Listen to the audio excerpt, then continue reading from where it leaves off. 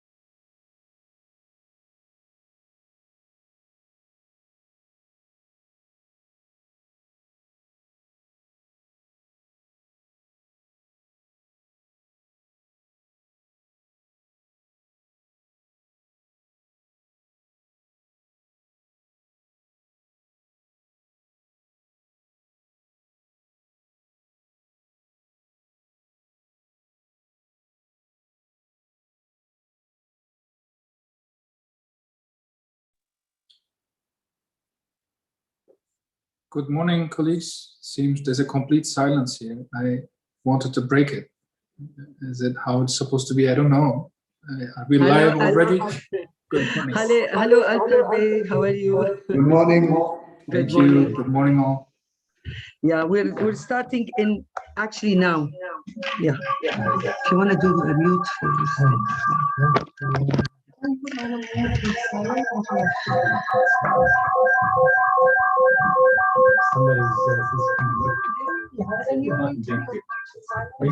Yeah, just put a mute.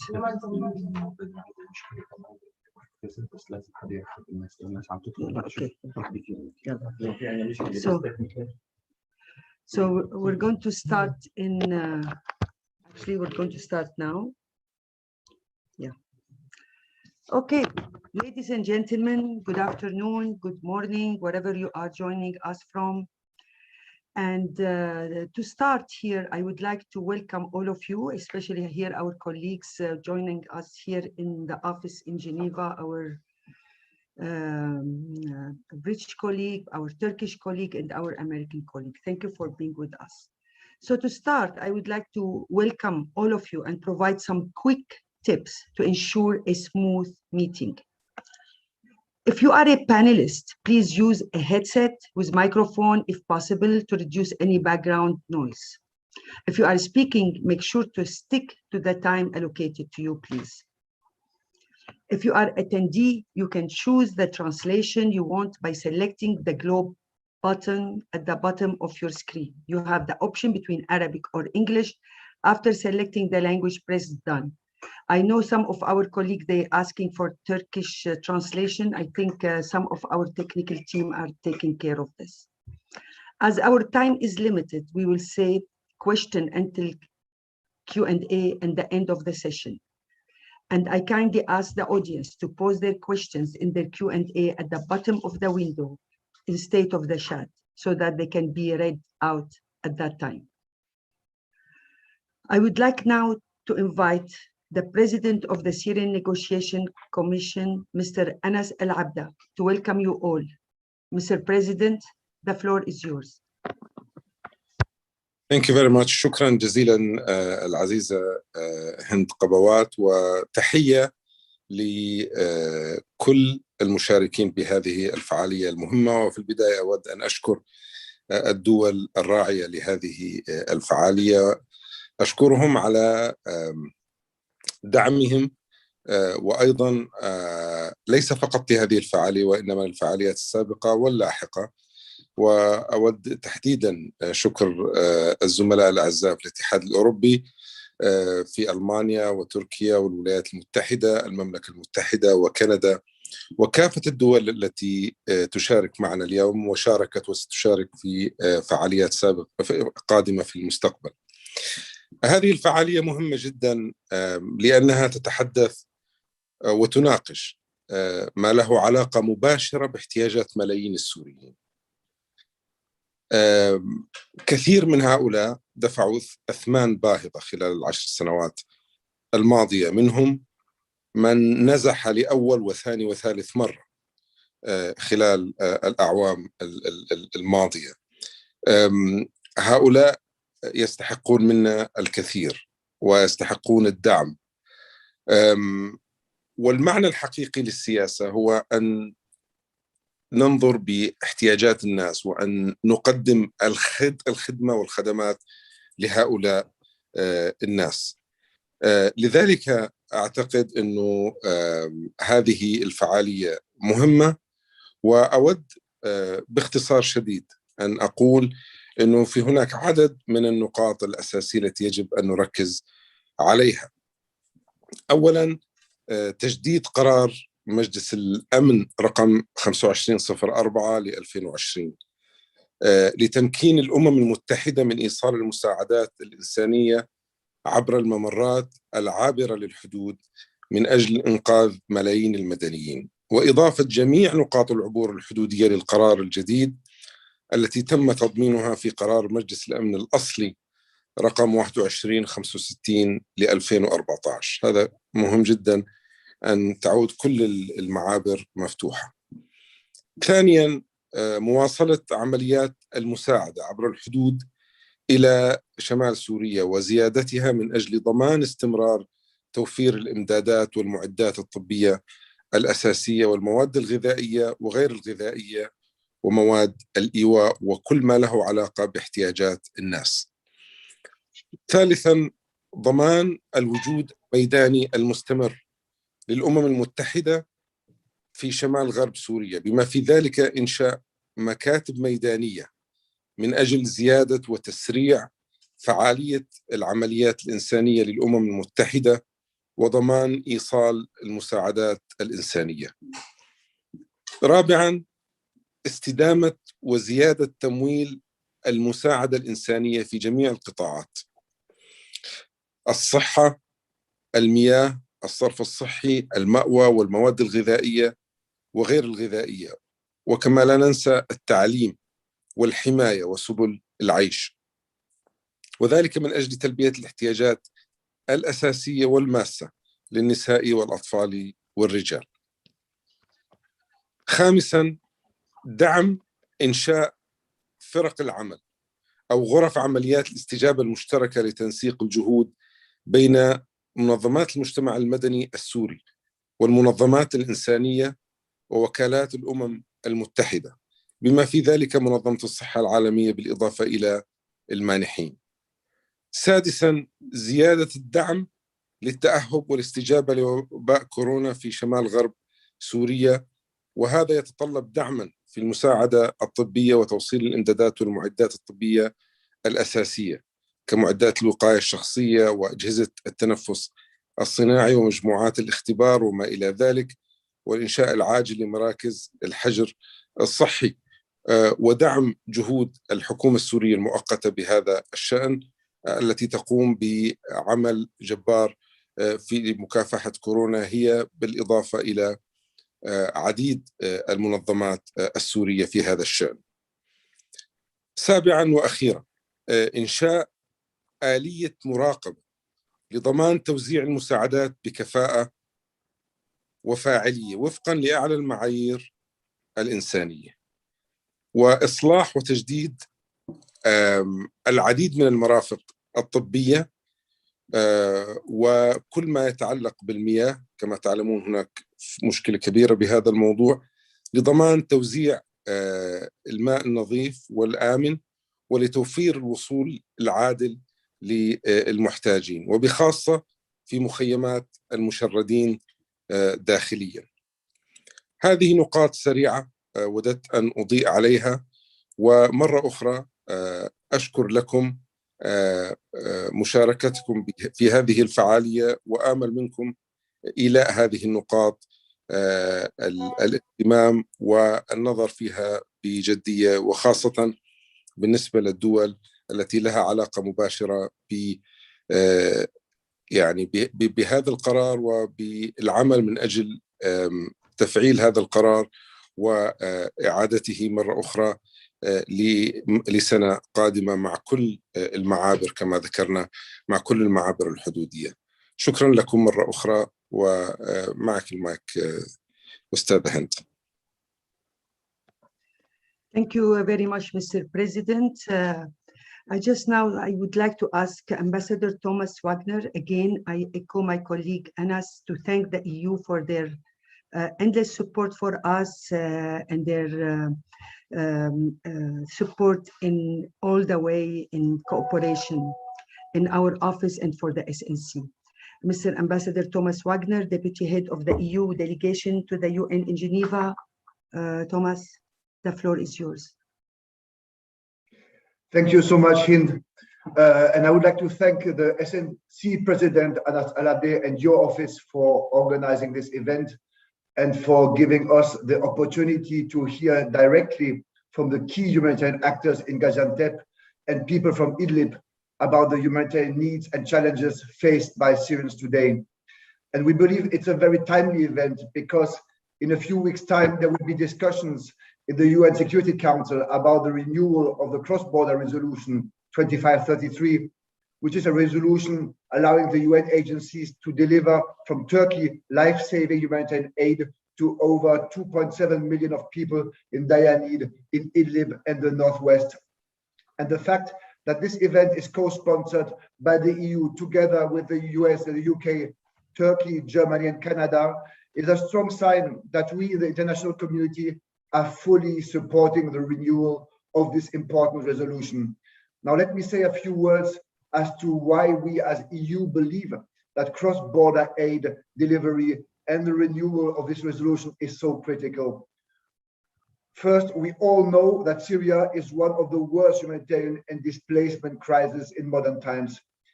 This year, we mark this very sad 10th anniversary since the beginning of the uprising. And in the past 10 years, over 10 million people have been displaced, 1 million alone in the height of the military campaign in Idlib, which came to an end with March 6th memorandum between Turkey and Russia. Millions of Syrians throughout Syria live in poverty. This 10-year war has left over 12 million people in need of aid, including 5 million with acute needs. And the percentage of people in extreme poverty has increased to 98% in January of this year. These are so worrisome figures and show that large-scale humanitarian assistance is needed more than ever in Syria.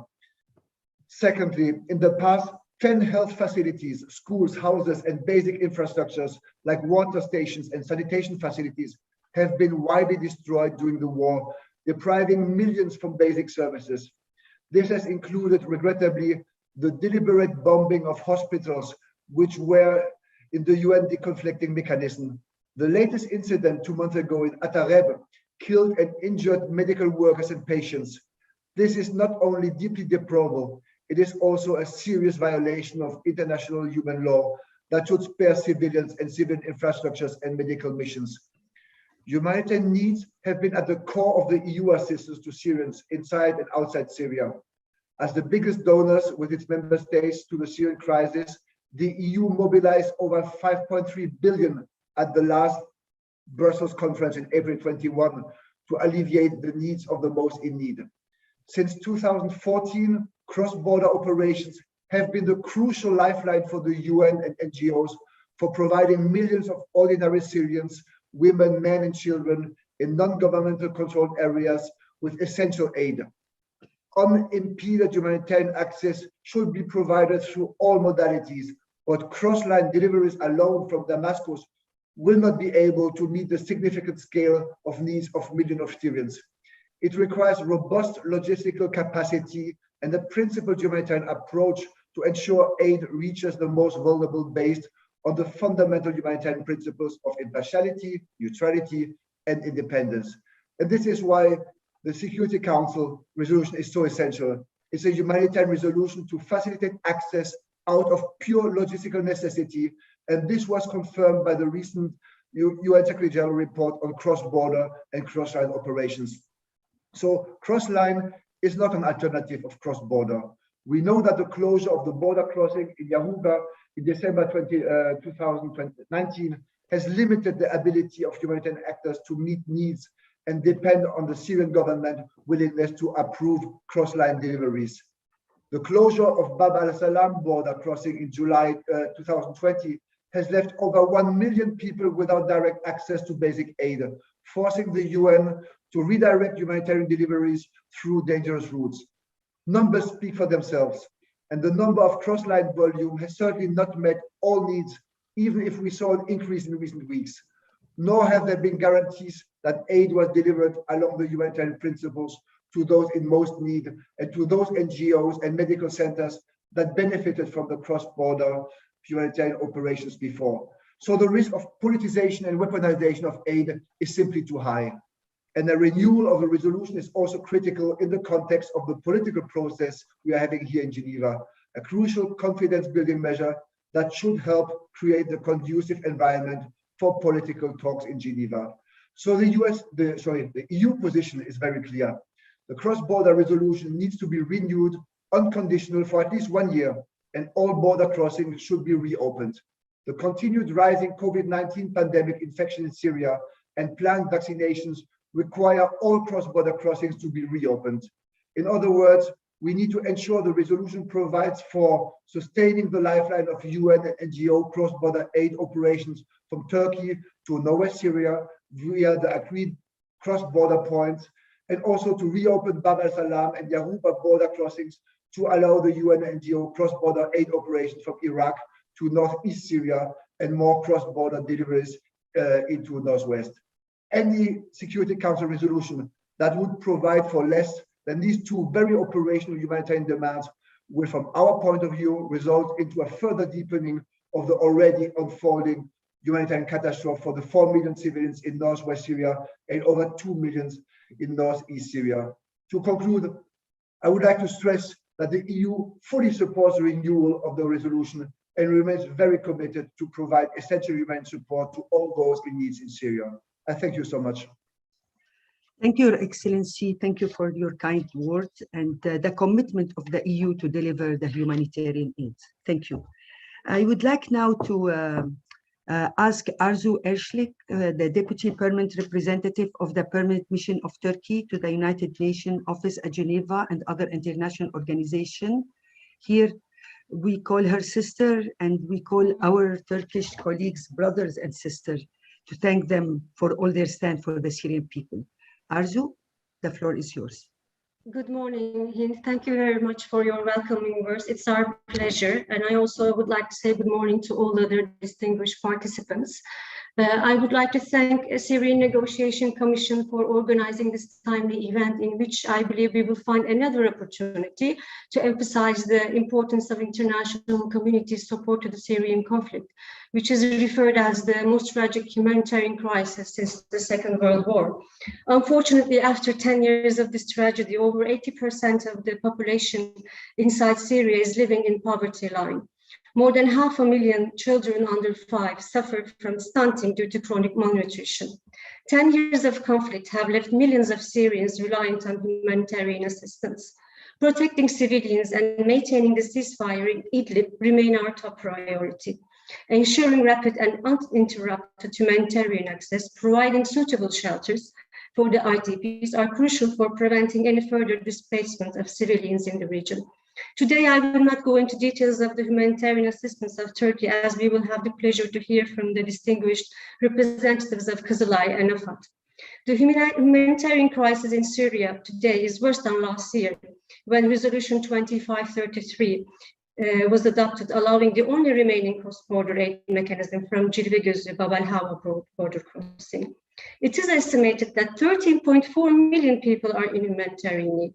This is a 20% increase from last year. COVID-19 is only aggravating the situation.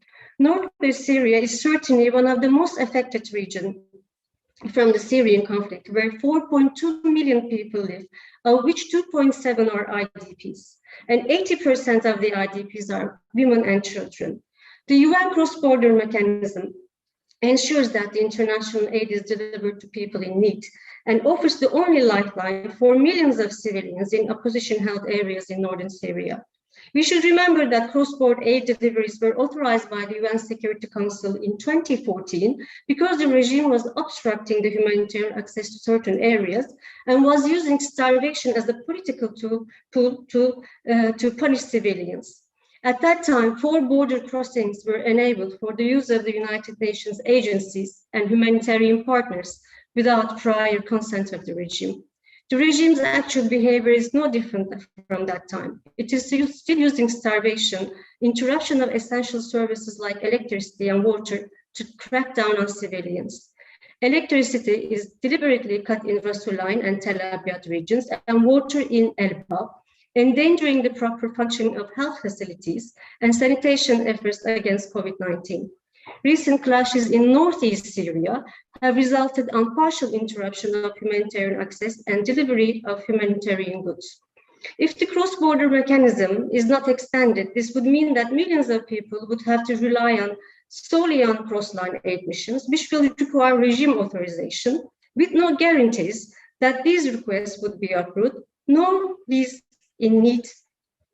in need would receive aid without discrimination.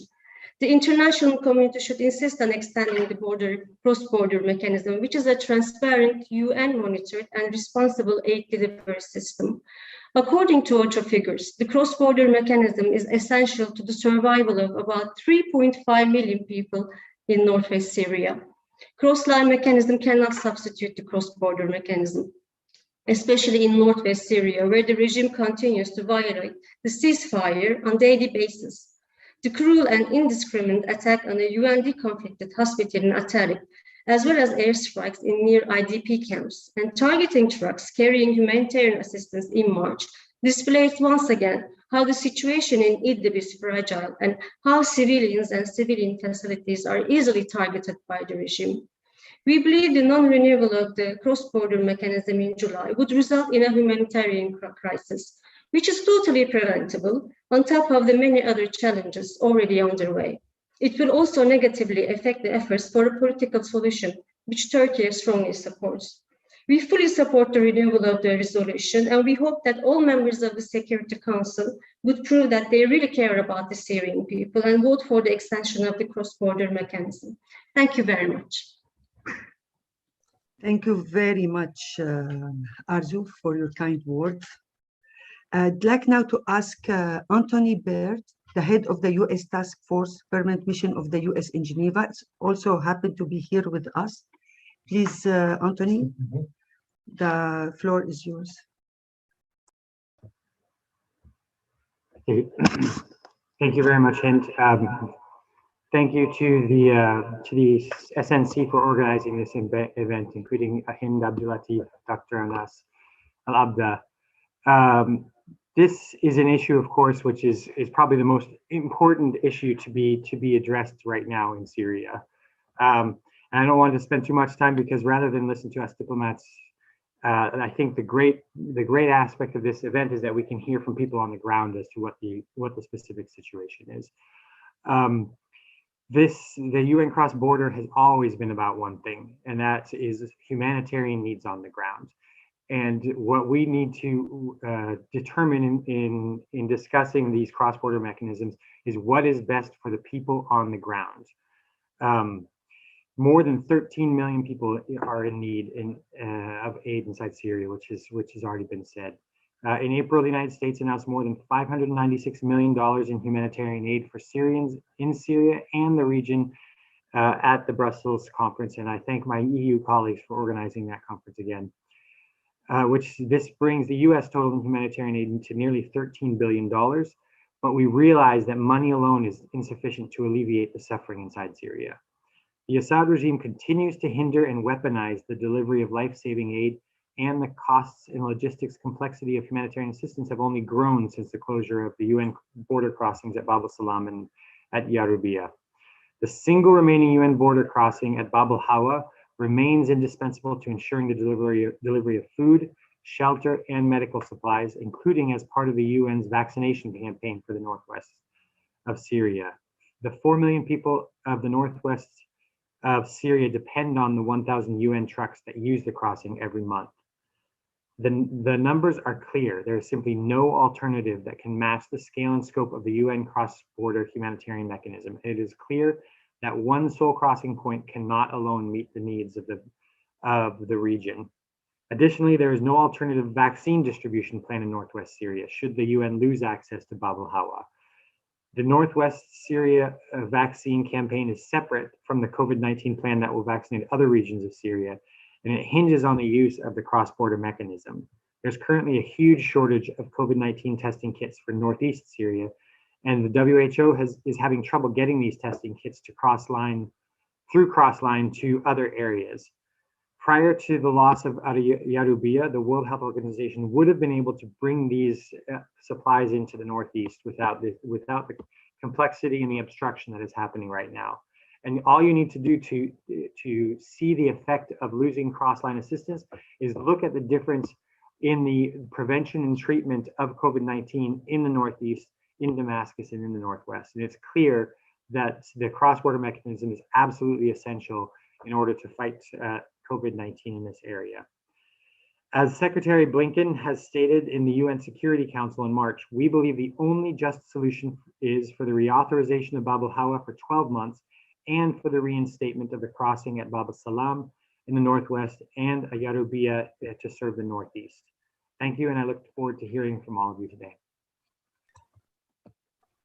Thank you, Anthony. Thank you. And I would like now to ask Ambassador Miriam Sherman, Deputy Permanent Representative of the UK Mission in Geneva, calling her also a good friend to the Syrian people. And every day we learn a lot from Miriam. Thank you so much, Miriam. The floor is yours. Thank you, Hind. Thank you, President Al-Abda, Ambassador Al-Daba, SNC colleagues and my fellow mission co-hosts for hosting today's event and for giving me the opportunity to say a few words. I'm going to keep my comments brief because we're very much looking forward to the interventions from others, particularly Syrian civil society organizations who are joining us today. As has already been said very eloquently by my colleagues, the humanitarian situation in Syria remains a catastrophe. The conflict has raged for more than 10 years, devastating lives. It's almost incomprehensible that over 11 million Syrians have been displaced from their homes and 13 million people are in need across Syria. The scale of the suffering is immense. Now, more than ever, we need a genuine political solution, one that ends this conflict and leads to a sustainable peace. To this end, we firmly support the work of Special Envoy Pedersen and his team. In this context, we welcome the opportunity today to discuss the humanitarian situation in northern Syria. The urgency of the situation demonstrates the necessity of ensuring the use of all aid modalities, including cross-border access. Humanitarian access across Syria must be commensurate with the level of humanitarian need.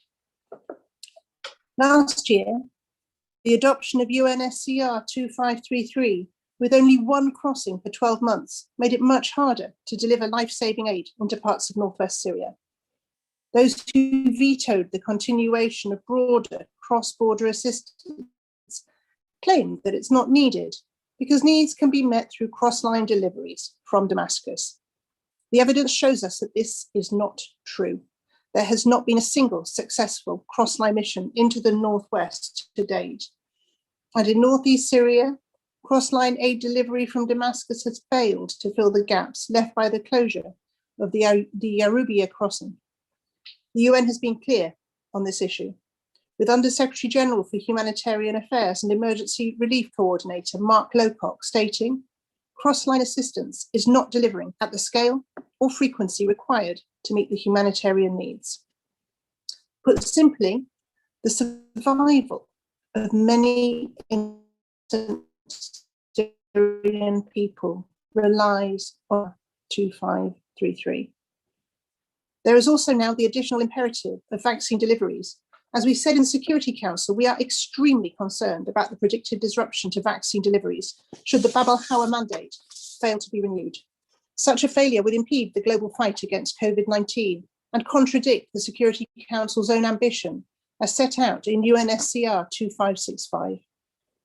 Mr. President, Mr. Ambassador, colleagues, I won't take much more time, but I wanted to say a huge thank you to the civil society organizations on the line.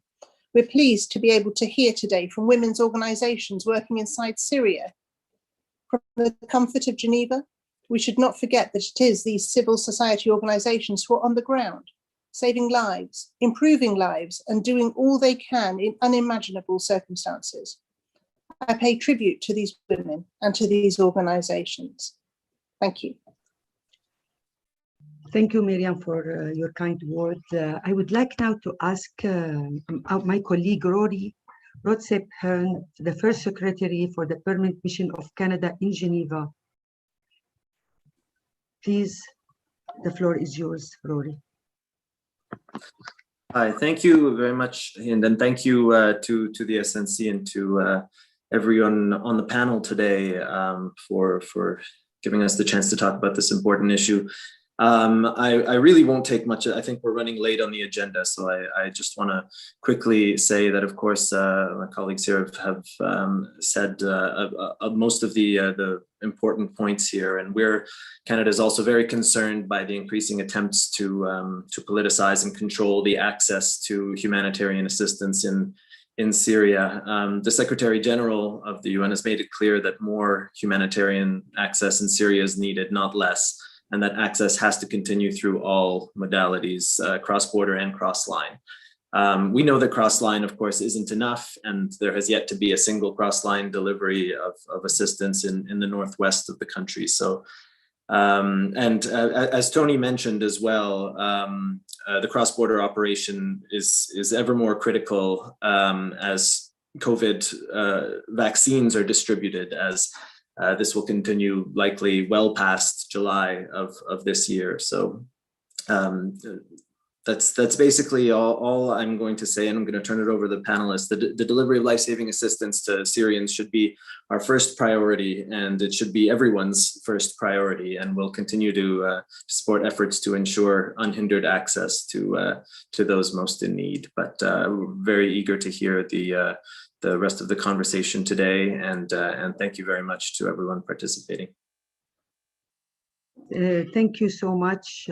Thank you so much, Rory. Actually, Ambassador Peter Ugel, the permanent mission of Germany here in Geneva, he's a little bit late, and George Zip he's the first secretary in the Humanitarian Affairs, will be addressing us instead of him. George, the floor is yours. Again, I would like to ask to thank Germany for all their help and support for us here in Geneva and for the SNC. George, the floor is yours.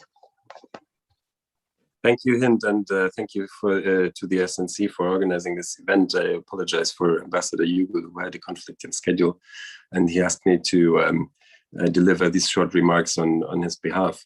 It's really a pleasure for Germany to co-host this very timely event. We are very acutely aware of the necessity of cross-border humanitarian assistance for millions of people in need in northern Syria. And the Secretary General has fortunately been very clear on this, as has been USG Mark Lowcock during his last briefings to the Security Council. Germany has always advocated for humanitarian assistance to the Syrian people by every modality, cross-border or cross-line. And we should not be apologetic about this. It is only because the Syrian regime does not permit the UN and NGOs to deliver humanitarian assistance across any of the border crossings in the north that we have to go to the Security Council for authorization. As a co-pen holder for the cross-border resolution last year, with the support of the like-minded members, Germany and Belgium have spared no efforts to ensure maximum cross-border access, and 3 consecutive vetoes show how many efforts were needed. This year, we will do everything we can do to support the current co-pen holders, Norway and Ireland, in their efforts. Let me assure you that conversations are already ongoing at every level to ensure that all channels are made and kept available. A large-scale UN-supported cross-border response for an additional 12 months remains essential to save lives. And with this, I turn it over back to you, Hind, and we are very much looking forward to the panelists to speak. Yeah, thank you, George. Thank you so much. Yes, it's more than a border crossing, it's a lifeline. Last June, we gathered here to discuss the numerous threats facing the people of northern Syria if the border crossing was closed. The effort each of you put forth to advocate for the people of Syria is highly appreciated. But despite this, unfortunately, the Bab el-Hawa crossing was only renewed for 1 year, a renewal which will expire in July. Just 2 short months from now. And so today, we are gathered for the same reason, to tell the world how critical this cross-border opening is. The issue of humanitarian aid delivery extends beyond Bab el-Hawa. We believe that all crossings need to be opened for the humanitarian purposes. Aid delivery should not be politicized. Access to this support of the right is the right for all Syrians regardless of their locations. Starvation and famine are unacceptable and certainly should not be wielded as a weapon of war. After 10 years of ongoing conflict and the unimaginable pain and suffering that the Syrian people continue to face, we again stand here in front of the world asking that they be allowed to receive aid. After countless sieges, unjust detentions, bombing, and so much more, I think it's important that we take a collectively moment to think. How can we do better? How can we better serve the Syrian people? Today, we want to raise the voices of people on the ground and join together in our determination to do better as one. So now we're going to hear from the people of Azaz in northern Syria, where 10 women's organizations are gathered to pass a clear messages to the world. Aya? Aya? يسعد أوقاتكم جميعا. Aya, can we put a video, please? Yeah, but Aya, there is any video we can see? We need to have a video for all the women to see them, please.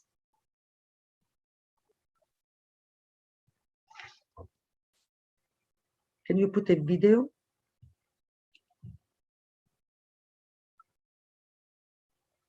Just bear with us for a few minutes, please.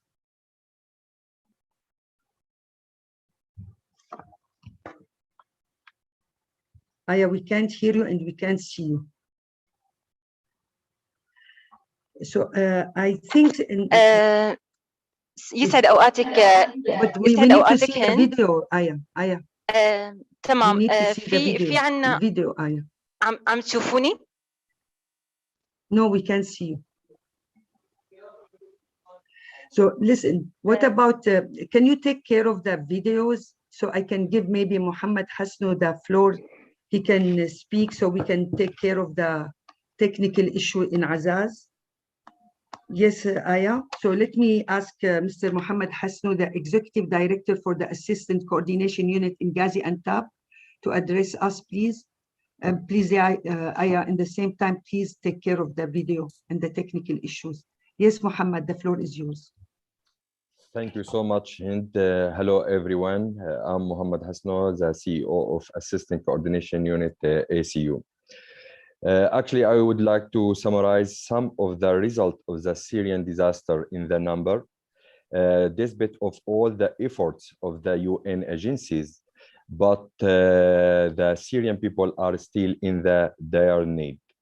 Unfortunately, if no renewal for the cross-border resolution will be catastrophic in the case of this case. The Syrian population in the northwest around 5.5 million. Most of them, about 60% of IDPs in 1,400 camps. The camps, unfortunately, doesn't have or meet any kind of international criteria for shelter. And unfortunately, those people and those IDPs need everything. Depend on all the people in the camps depend on the humanitarian aids. Unfortunately, only 189 schools exist in 1,400 camps. More than 70% of the children in the camps are out of school. Therefore, more effort must be taken to improve the camp environment until IDPs can return to their house. For education, in simple terms, we will face and challenging the loss of generation for 1,400 schools, host 400,000 of students and more than 70,000 of teachers.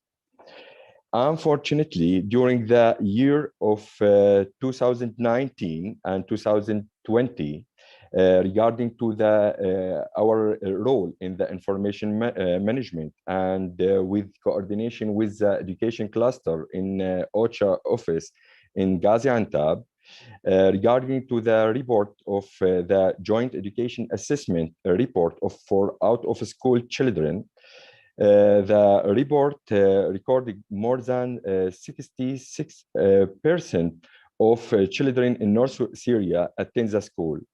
Most of, while the 34%, about 500,000 of children are out of school.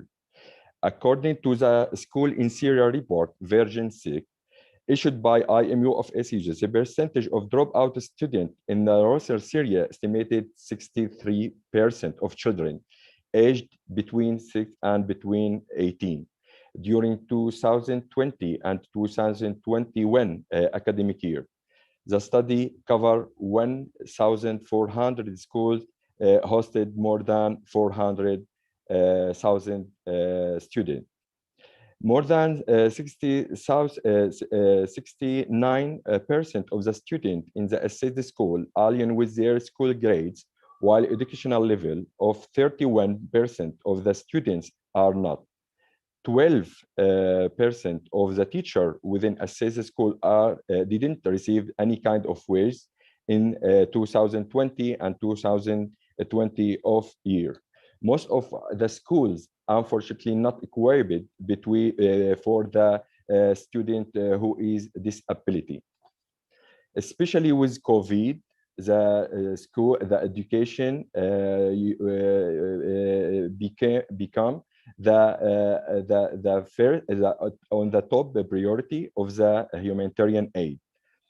Regarding to the WASH, and especially with the COVID pandemic, with the destruction of the infrastructure, lines of control forces and multi-control power and population density, especially in the camps, and in light of the spread of COVID, securing safe and clean water listed up a great potential threat in the case of the cross-border aid to this vital sector stops, which will prevent the rehabilitation of pumping station maintenance, more than 800 water pump station, refueling, rehabilitation for pump and water network.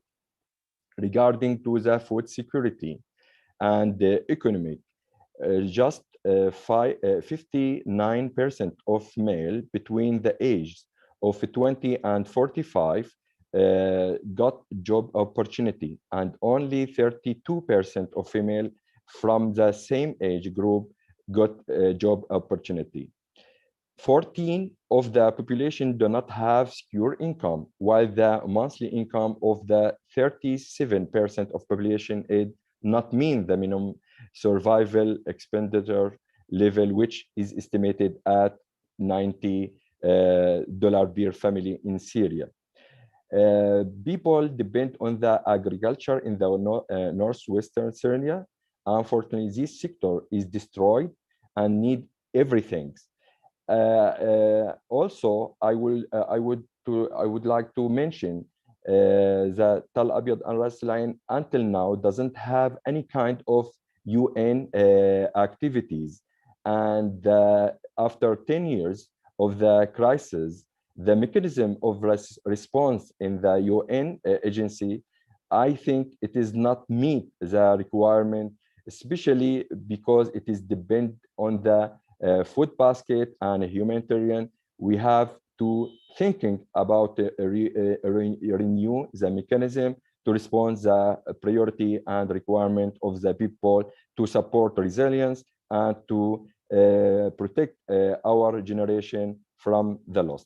Thank you so much. Back to you, Hind. Thank you very much, Muhammad. Thank you. And we'd like now to ask Dr. Rami Kalzi until we figure out the problem in Azaz. Dr. Rami Kalzi, he's the program manager for Ministry of Health, Syrian interim government, speaking from Gaziantep also. Dr. Rami, please, the floor is yours. Thank you, Mrs. Hind, and thank you, Mr. President, ambassadors, and ladies and gentlemen for giving the floor. And many thanks for SNC for organizing this very important event. Permit me, please, on behalf of the Syrian communities, to express our thanks and gratitude for the international community for every single individual and state standing beside the Syrian people during its humanitarian crisis. Actually, Syria remains one of the world's most complex humanitarian emergencies, characterized by ongoing hostilities, which have killed hundreds of thousands of people and triggered one of the world's worst displacement crises of our time. and led to the widespread destruction of civilian and infrastructure, including homes, schools, health facilities, water supply, and irrigation systems. Today, 13.4 million people in Syria are in need of humanitarian assistance, which means a 21% increase compared to the 22, with needs increasingly being exacerbated by economic decline, especially after facing COVID-19 pandemic. The decade-long crisis has inflicted immense suffering on the civilian population who have experienced massive and systematic violations of international humanitarian and human rights law, including more than 1,350 attacks on education and medical facilities and personnel. Despite the presence of around 35 functional organizations in the health sector aiding in northwest Syria, the gap is still huge, actually. The area is totally dependent on humanitarian aid arriving cross borders, especially after many failed attempts for delivering aid via cross lines due to multiple factors, where the lack of transparency and neutrality from the Syrian regime side is the most. The question, which is always asked by activists and inhabitants of northwest Syria, is how could we trust a regime which targets civilian and humanitarian sites and personnel? According to the Syrian Human Rights Network, as of the Syrian regime and its allies are responsible for 863 attacks against healthcare facilities, including deconflicted ones. Around 99% of healthcare workers, which are 3,353, were arrested, as well as 85% of 857 of healthcare personnel were killed by the Syrian regime and its allies. Moreover, it's really questionable and concerning when we know that there are only 9 NGOs active in the Syrian health sector in the region side. How could this very small number of NGOs replace the 35 ones and serve more than 4 million population in northwest Syria? We don't have to expect to guess what may happen if the cross-border operations are blocked. We have already observed the situation in northeast Syria, actually, when the UN Security Council resolution was renewed the last year, endorsing only Bab al-Hawa and blocking all other cross borders. So according to the UN General Assembly Secretary's speech in 30th of March 2021, and I'm quoting here, the situation has worsened in northwest Syria after shutting Al Yarubiyya cross-border.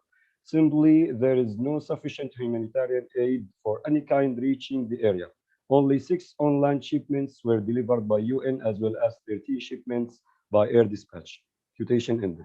So compared to thousands of on-land shipments delivered into northwest Syria through Bab al-Hawa cross-border, the removal of Al Yarubiyya has resulted in a very acute shortage in humanitarian aid, including the health sector. This is very limited. This is a very limited capacity of the health sector because of insufficiency of health facilities, healthcare workers, and the very essential medicines and medical supplies are in a huge gap. The same will certainly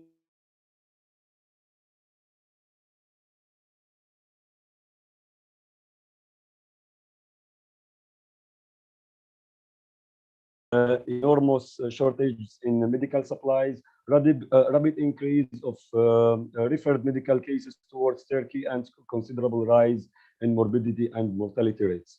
Moreover, we expect a huge immigration of civilians towards due to the catastrophic anticipated humanitarian, medical, and economic situation. And lastly, in light of COVID-19 pandemic, the situation can be even worse if this humanitarian aid was acutely reduced. Under direct supervision of the WHO office in Gaziantep, Turkey, the Syrian Immunization Group under the supervision of the Syrian interim government, is now implementing the first phase of a vaccination plan, noting that the vaccines were received separately via Bab al-Hawa borders, separate from the Syrian national vaccination or immunization plan. Thank you, and excuse me if I took long. Thank you so much. Thank you so much.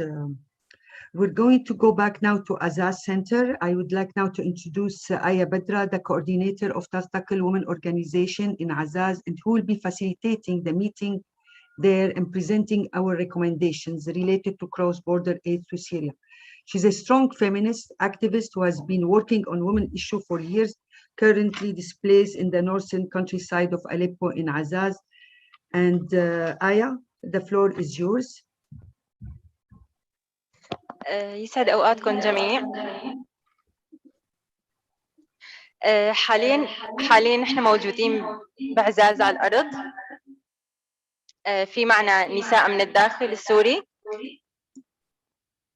طبعا في عنا الآنسي عليا الأحمد هي من حلب، سمر من الشام، في عنا هدى من معرة النعمان إدلب، في عنا وئام من ريف حلب الشمالي، في عنا عبير من ريف الشام، في عنا علاء من معرة، في عنا نائلة من حلب، وفي عنا أسماء من حلب، وفي عنا منذر من ريف حلب، وفي عنا نيفين من الشام، وفي عنا حسنة كمان من الشام. فالتنوع هذا كلياتنا موجود. رح نكون معاكم ورح بيكونوا في تنتين متحدثات. والمايك عندك هند. Yeah, thank you so much, Aya. Thank you. I'm going to introduce Hasna now.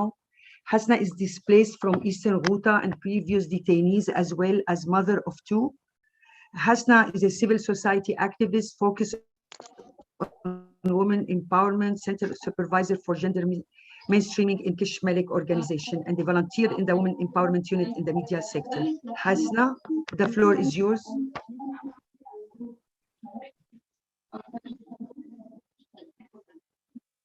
حسنة تفضلي. مرحبا بكم السيدات والسادة. اسمي حسنة عيسى من الغوطة الشرقية، أم لطفلتين، مهجرة إلى الشمال السوري منذ أكثر من 3 سنوات. أعمل في منظمة كش ملك، مشرفة مركز النساء لتعميم مفهوم الجندر والعنف القائم على النوع الاجتماعي. وأفتخر بهذا العمل لأنه أحد الأبواب الجديدة التي لم تكن متاحة لنا كنساء سوريات من قبل، وقد استطعت من خلال عملي هذا على مساعدة النساء في زيادة الوعي لديهن بحقوقهن وتمكينهن أكثر للمطالبة بها والعمل عليها، لأننا نرى بأن النساء هن اللواتي يشكلن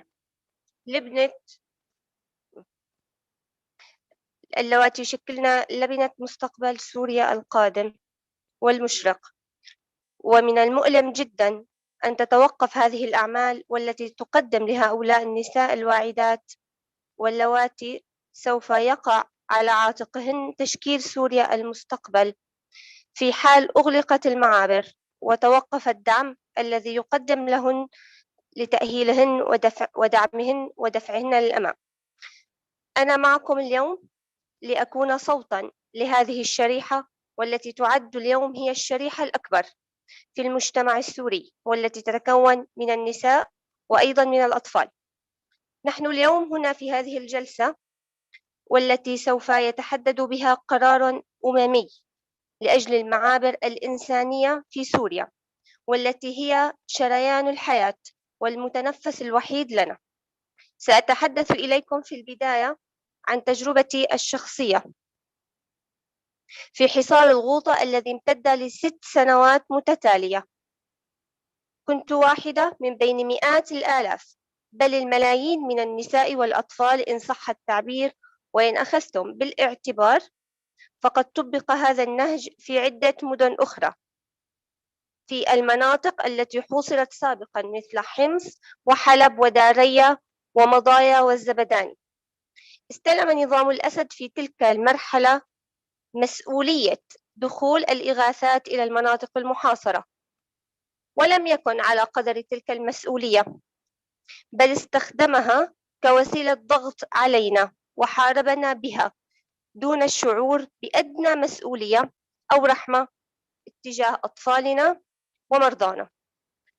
6 سنوات من الجوع والفقر لم نكن نجد لأطفالنا ولا حتى فتاة خبز أو حبة فاكهة يسندون بها رمق جوعهم، وقد كنا نستعيض عنها بأشياء مثل الصويا والشعير والأعشاب نضطر أن نأكلها حتى نبقى على قيد الحياة، والتي أدت إلى إصابتنا بأمراض كثيرة في تلك الآونة. أما بالنسبة للأمهات المرضعات فلم يعدن يستطعن إرضاع أطفالهن، فلم يبق في أجسادهن أي قوة بسبب شح الطعام، وفي المقابل لم يكن يتوفر أي حليب صناعي لهؤلاء الأطفال. ولكم أن تتخيلوا حجم الألم وهول الكارثة الإنسانية.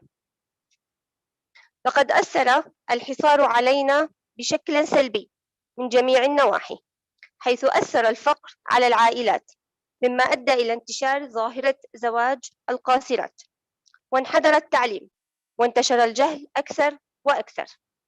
وقد حاولنا جاهدين العمل كمتطوعات في مجال التعليم لضمان الحفاظ على تعليم الأطفال، ولكن كان الأطفال يصلون إلى المدارس منهكين من الجوع والتعب، ولم تعد لهم القدرة على الاستيعاب والاستمرار في الدرس.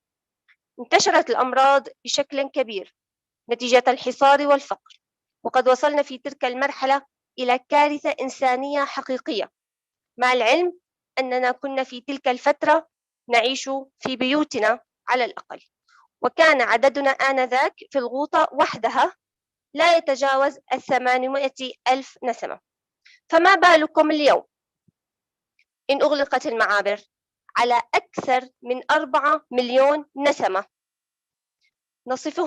نصفهم يعيش في المخيمات التي لا تمتلك أدنى مقومات الحياة، وفوق كل ذلك تتوقف الإغاثة عنهم من غذاء ودواء وتعليمه وغيره الكثير من الاحتياجات الأساسية للإنسان. أعضاء مجلس الأمن الكرام، أود أن أخبركم بأن العالم سيتحمل مسؤولية كارثة إنسانية محققة وكبيرة جدا بحق 4 مليون نسمة سيتعرضون للجوع والفقر والجهل، مما سيؤدي إلى انتشار العنف وانعدام الأمان بسبب فطرة الإنسان على الصراع من أجل البقاء على قيد الحياة. سنوات من الحصار عشناها لا نتمناها ولا نرغب في العودة إليها أبدا.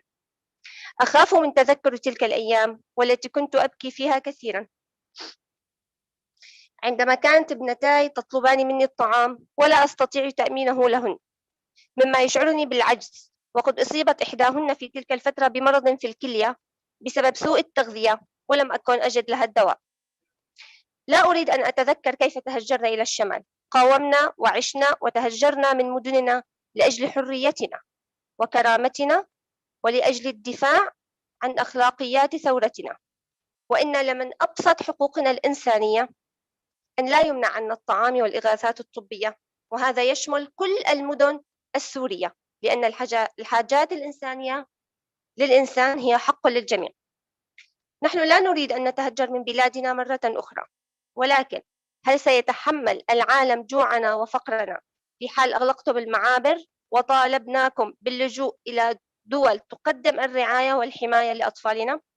هل ستستقبلوننا في بلادكم كلاجئين؟ أحدثكم اليوم كأي أم في العالم تسعى لحياة كريمة لأجل أطفالها، وسنطلب من العالم أجمع تحمل مسؤولية حياة أطفالنا البائسة في حال أغلقت المعابر. سأطلب منكم الآن الطلب الأخير، وهو أن تتخيلوا فقط بأن أطفالكم يطلبون منكم الطعام وأنتم لا تستطيعون تقديمه لهم، أو أن تعطوهم كتابا فلا يستطيعون قراءة حرف واحد لأنهم لم يستطيعوا الذهاب إلى المدارس والتي هي من أبسط حقوقهم الإنسانية. تخيلوا حجم العنف الذي ستعيشه نساء الداخل أو الأطفال، العنف النفسي والاقتصادي والاجتماعي. شكرا لكم على حسن استماعكم، ونتمنى وصول صوت نساء سوريا إلى كل المعنيين والمكلفين بالأمر. شكرا لكم. أستاذة هند، العودة لك. Thank you so much, Hasna. And I'm going now to give the floor for Alia Al-Ahmad. She's an economist from the countryside of Aleppo, and she's doing now her master's in the Free University of Aleppo. Alia, the floor is yours.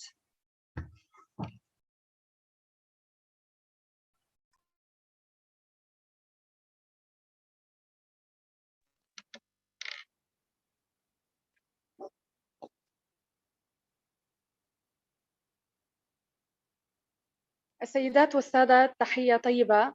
أنا عليا أحمد من ريف حلب من مدينة أعزاز، أم ل4 أطفال وخريجة اقتصاد، وحالياً أدرس الماجستير في جامعة حلب بالمناطق المحررة. عضوة مؤسسة بمنظمة وحدة دعم وتمكين المرأة. عملت على تمكين النساء بريف حلب الشمالي والشرقي لسنوات، بالإضافة للعمل بالقطاع الإنساني والمجتمع المدني.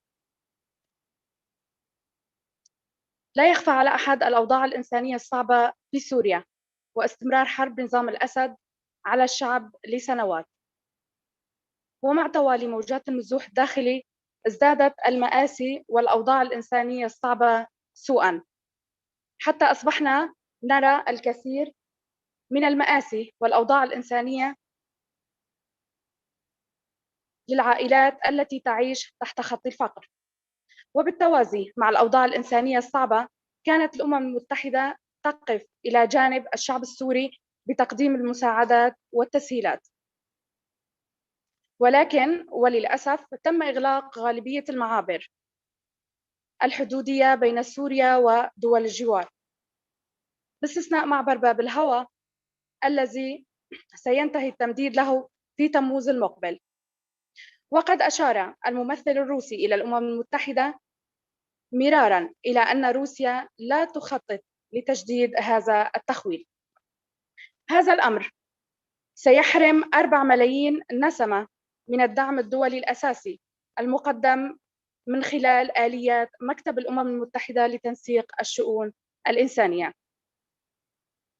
أود التنويه هنا إلى أن الاستجابة الإنسانية للأمم المتحدة تخدم حوالي ربع المدنيين ذي الأوضاع الأصعب في منطقة شمال غرب سوريا، بالإضافة إلى أنها تدعم أنظمة الرعاية الصحية وتقدم سلالًا غذائية وتدعم المزارعين والمدارس، وتعزز خدمات الحماية بما فيها خدمات الاستجابة للعنف القائم على النوع الاجتماعي.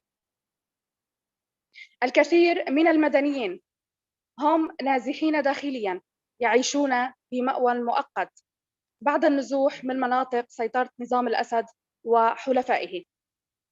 إغلاق المعابر سيؤدي إلى كارثة إنسانية واقتصادية واجتماعية لا يحمد عقباها أبداً.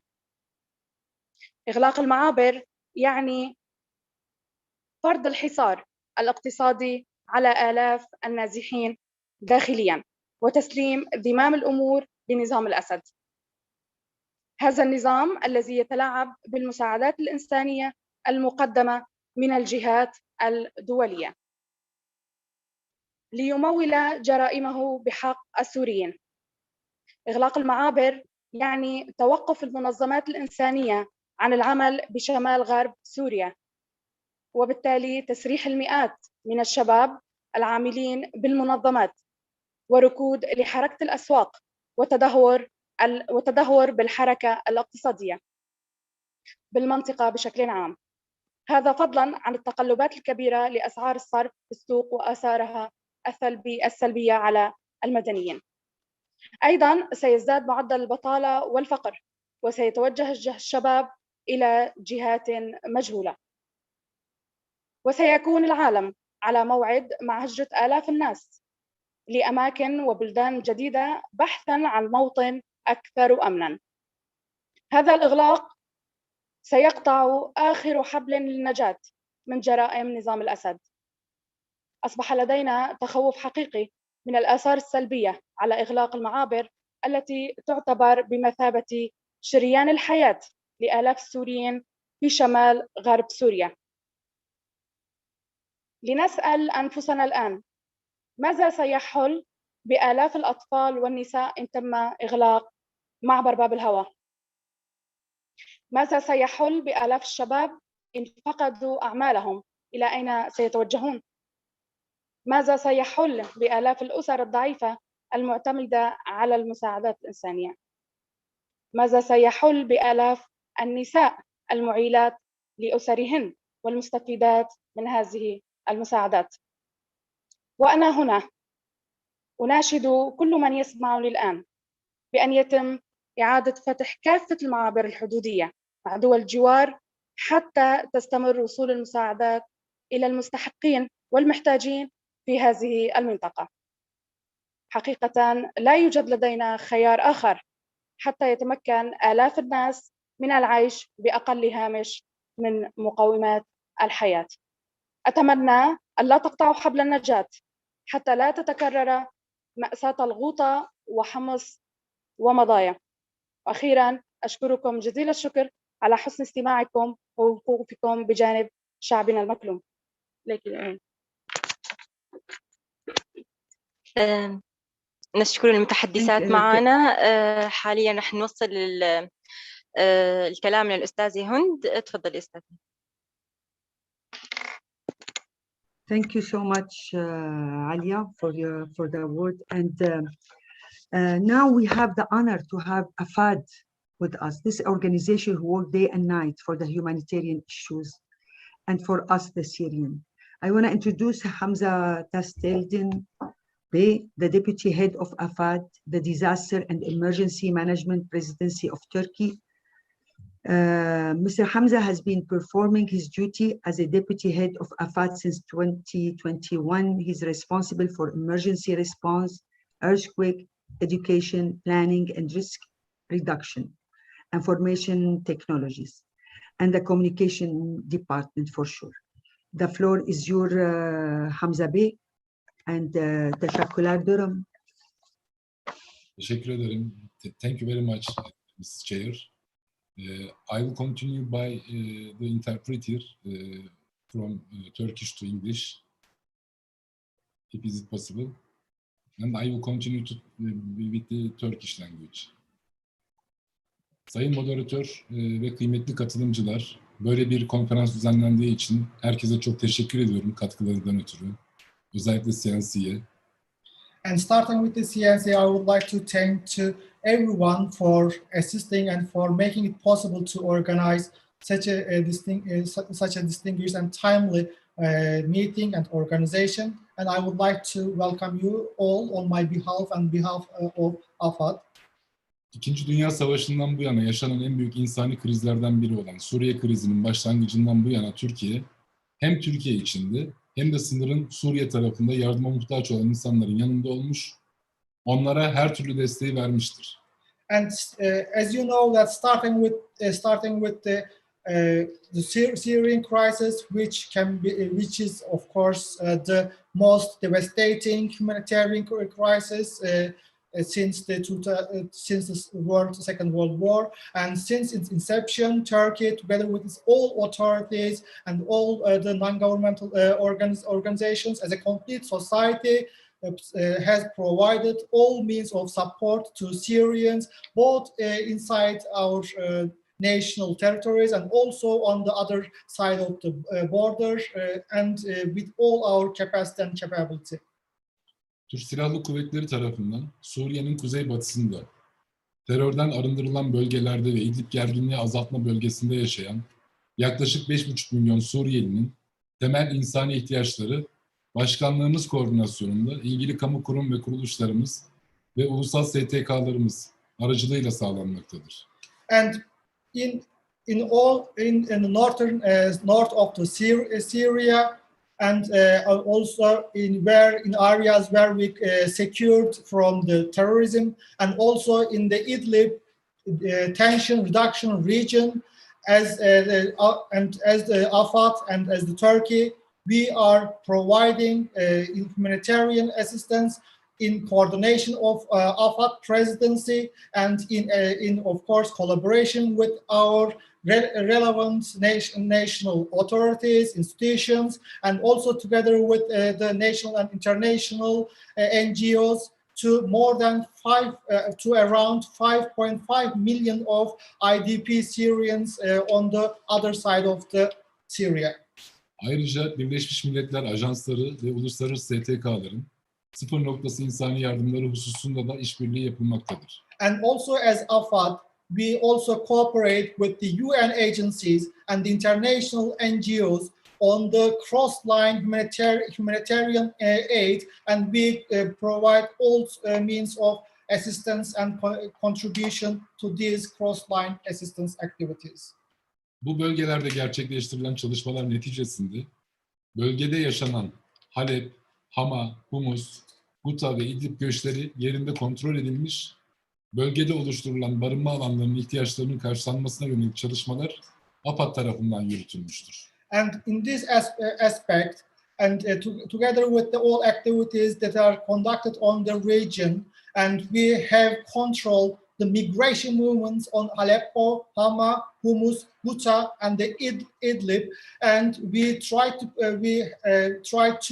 provide the assistance through creating sheltering areas and also to meet the humanitarian needs of the people and IDP people who had to leave their homes due to this tension.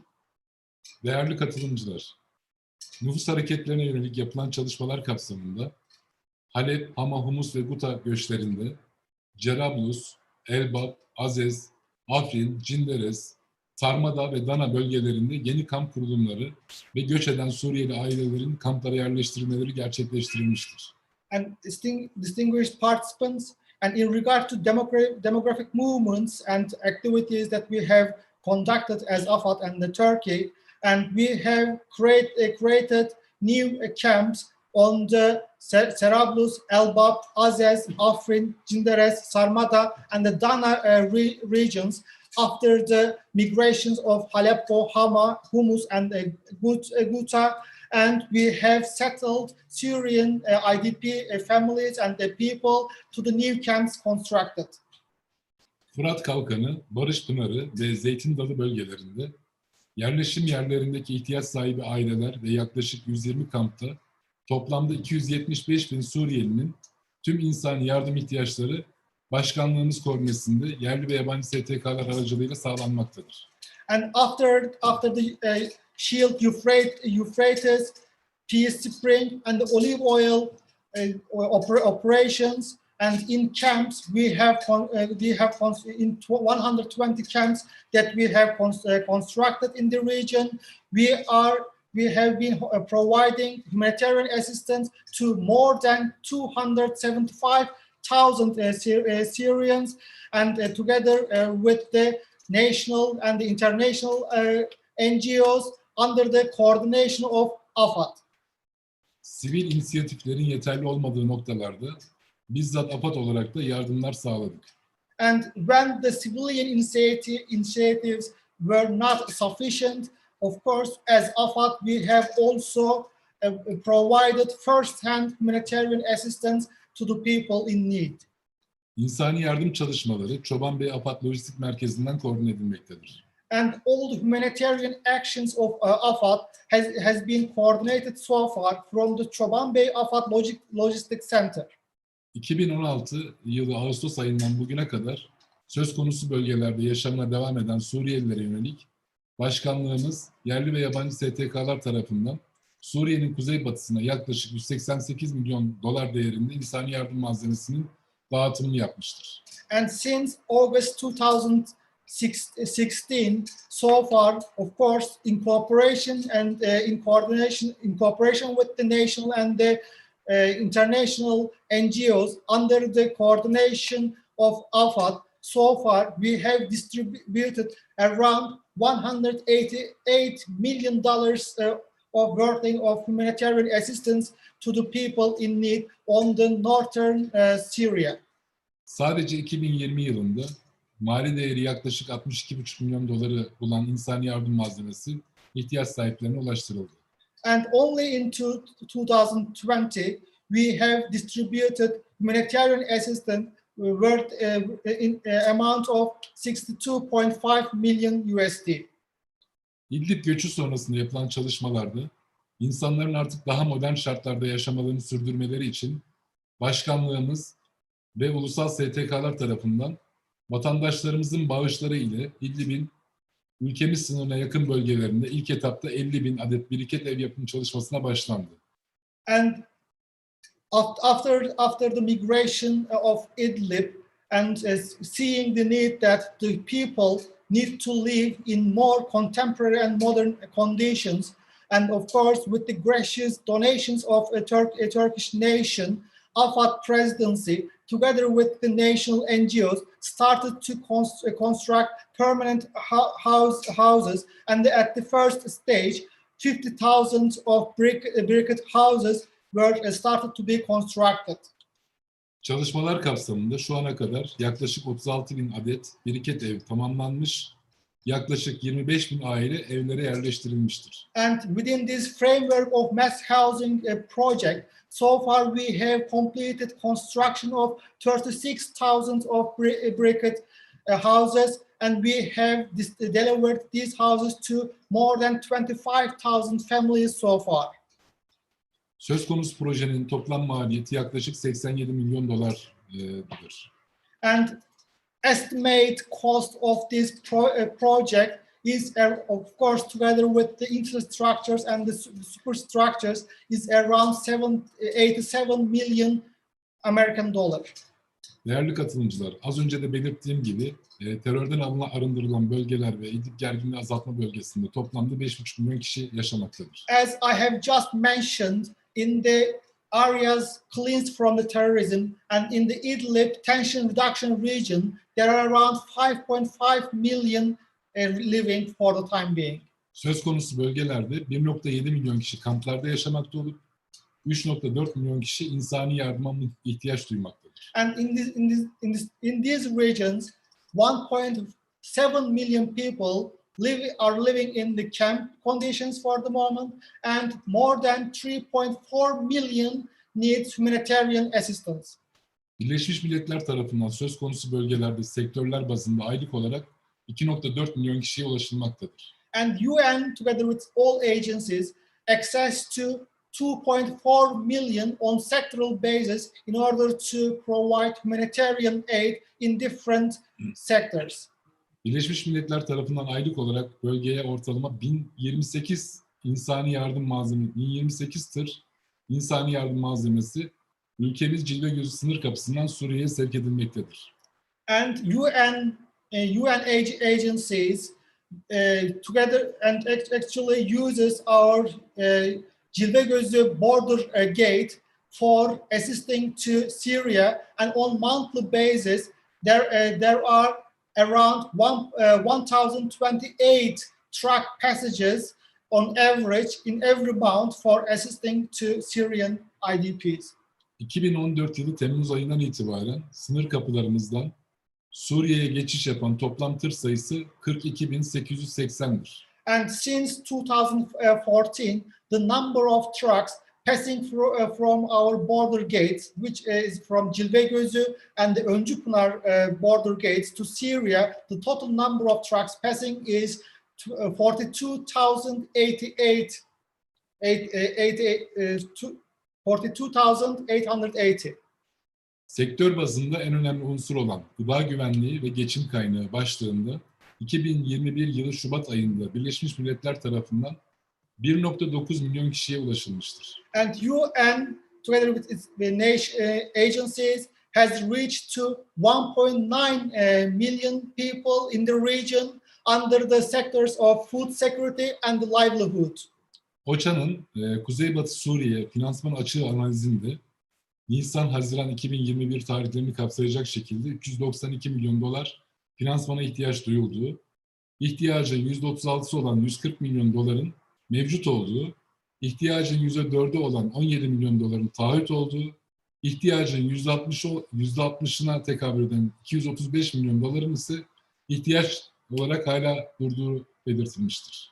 And in UN and UN OCHA's Northwest Syrian financial deficit analysis, which covers April and June 2021 period, and it was identified that there are a need for 392 million USD in total for the humanitarian aids, and the 36% of this need, and amounting 140 million USD is present for the moment.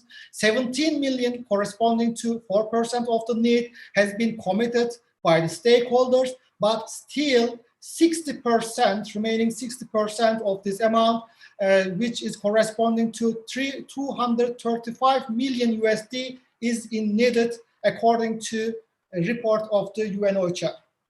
Söz konusu analizden yola çıkarsak, Suriye'nin kuzeybatısında tüm insani yardım sektörlerinde aylık olarak 130.3 milyon dolar, yıllık olarak yaklaşık 1.6 milyar dolara ihtiyaç duyulduğu görülmektedir. And moving from this analysis, it is seen that on monthly basis for all humanitarian aid sectors, there is an urgent need for 130.3 million USD on monthly basis, and in yearly basis, we need 1.6 billion of USD in order to cover all sectors and needs.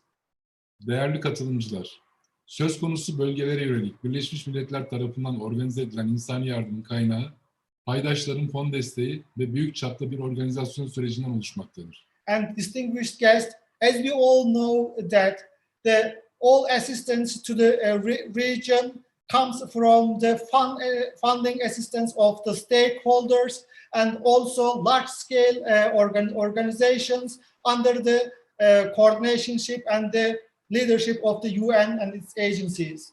Sınır kapısının kapatılması durumunda Birleşmiş Milletler'in halihazırda yürüttüğü sistemin devamını sağlamak için bir yıllık planlamada 1.6 milyar dolara ihtiyaç duyulduğu görülmektedir. And if the border gate is closed, and it is seen that in order to sustain the existing system of the UN on yearly basis and on yearly planning, we will be needing 1.6 billion of USD in order to sustain the humanitarian assistance. Söz konusu miktarın ülkemiz tarafından bölgenin kalkınması kapsamında halihazırda yapılan harcamalara ilave olarak sağlanması çok zor görülmektedir. And of course, you can appreciate that, and especially in an environment, in a time where the Turkey has been investing really heavily for the development of region, this additional amount and meeting this additional amount for Turkey, of course, is very difficult, almost impossible. Bu nedenle en önemli öncelik Birleşmiş Milletler tarafından sıfır noktası insani yardım faaliyetlerinin aynı şekilde devam ettirilmesidir. And therefore, the priority should be continuing the cross-line humanitarian aid operations by the UN under the current conditions. Son olarak Suriyelilerin ihtiyaçlarının karşılanabilmesi için son derece önemli olan insani yardım çalışmalarının devamının sağlanması ve insani yardım alanında faaliyet gösteren kurum ve kuruluşlar arasında işbirliğinin artırılmasının kritik önemli olduğunu vurgulamak istiyorum. And as a last remark, I would like to emphasize the importance of increasing the cooperation between the organization working in the humanitarian assistance sector in order to meet the needs of the Syrian on the ground and in order to sustain and current and all possible future humanitarian operations on the ground. Tüm katılımcıları saygıyla selamlıyorum. Çok da teşekkür ediyorum. And I would like to thank to all of you for listening to me patiently, and I would like for your attention. Okay, Raja Derem, thank you. Now I'm going to call the Turkish Red Crescent, our family also for the Syrian people who are doing a great work on the ground there. Alper Küçük, Deputy Director General and Chief of Turkish Red Crescent in Ankara. Alper has worked for more than 13 years in the humanitarian field, predominantly with the Red Crescent and the UN. Alper Bey, the floor is yours. Teşekkürler. Thank you, and good morning all. I thank the SNC and the co-hosts for the invitation, and I extend my respect to speakers and participants who are with us today. I proudly represent an organization, Turkish Red Crescent, that stands with people in need in Syria from the very first day of the humanitarian crisis, and even before the existence of a UN Security Council resolution. We proudly are registered in a country, Turkey, where authorities facilitate and encourage humanitarian action and actors to help those beyond its borders. For this case, those in Syria. I proudly come from a nation full of benevolent people who shares the little they have with millions of people in need in Syria and also around the world. We are proudly a member of a large and brave humanitarian family. I was personally there when first group of Syrians sought asylum in Idlib-Hatay border strip in 2011. I was there again when first humanitarian assistance from Turkish people was shared with Syrians over the border fences, those who appeal for them. I was there when the first UN humanitarian assistance crossed into Syria from Turkey. I was there in Idlib a few weeks ago, where we, the humanitarian community, tirelessly serve to more than 3 million people in need for a decade. I have witnessed, that's why I tell you all this, I have witnessed firsthand for a decade and continue to witness a decade-long pain and suffering in Syria. Because I know, because I saw it all, I feel responsible. And today is another opportunity to have more people know it, have more people remember the human tragedy in Syria, and maybe feel more responsible. We know what it means. Before the existence of the cross-border aid resolution, particularly the UN agencies, but we, the wider humanitarian community, had enough experience in arbitrary denials of access when sending in much needed humanitarian assistance into Syria from neighboring countries.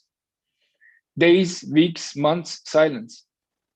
With the adoption of the UN Security Council Resolution 2165 in 2011, and since then, operational involvement of UN agencies in the cross-border humanitarian response brought in a strong legal environment, a continued and large-scale support, a principled and coordinated humanitarian response is ensured and now is in place.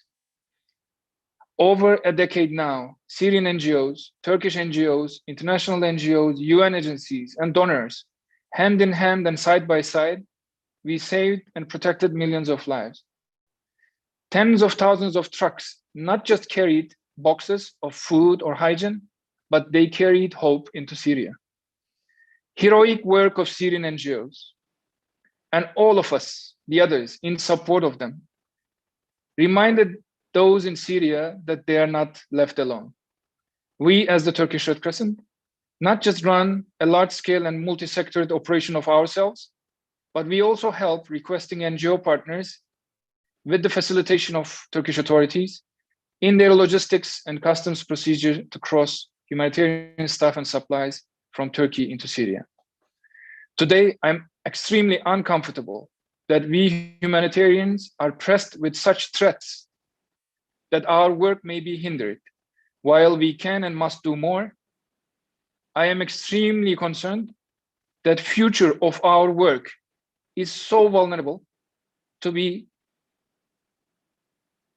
a few or even one hand raised against it. I am extremely disturbed that our work is politicized.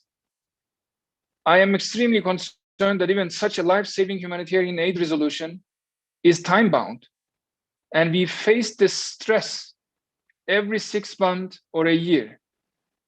What needs to be limited, I don't believe, is the humanitarian aid. Coupled with the impact of the ongoing pandemic, now even more people in Syria depend on our assistance. We need even more access and resources to help them. I wish we could be full house in uniting humanitarian cause. I hope those with different opinion will manage to put their politics aside and eventually conclude a humanitarian decision that does no harm to what exists already, but enable us to do even more. Dear colleagues and friends, if I would have a one word, I would say Syrians are strong people. They cope with a decade-long humanitarian catastrophe, even a single day of which would be hard to imagine for those in distance. We are responsible to be and stay strong with them. Therefore, I hope this will not happen, but should those with potential veto wish to mark the history with another shame, I think the humanitarian community, the international community, will not just accept it and turn its back to Syria. We have enough power, we have enough legal ground in international humanitarian law to continue. That's what we will do. To do that, we will need those who support to come forward with their continued commitment. We will be there. Thank you. Thank you, Al-Pepe. Thank you for your kind word that the Syrian people are not alone. We feel that we're not abandoned with friends, all of you here around. Thank you so much. I just want now to introduce this amazing woman, Shireen Ibrahim. She is the country director of CARE International, and she is the managing program and operations, working with a committed group of humanitarian and partners on both sides of the border. Shireen, great to have a woman, strong woman like you, supporting us, women. The floor is yours, Shireen. Thank you. Thank you. Thank you very much. It's an absolute honor for me to be among so many distinguished panelists. I'd like to thank the Syrian Negotiation Commission and the co-hosts, and take this opportunity as well to thank the government of Turkey that is hosting CARE and has hosted CARE since our establishment in 2013 in Turkey, both to serve refugees inside Turkey as well as IDPs across the border. I am especially honored and humbled to be amongst a group of Syrian organizations, some of whom are our partners on this panel. And I'd like to echo Ambassador Sherman's a tribute to the strong women and civil society actors who are with us today.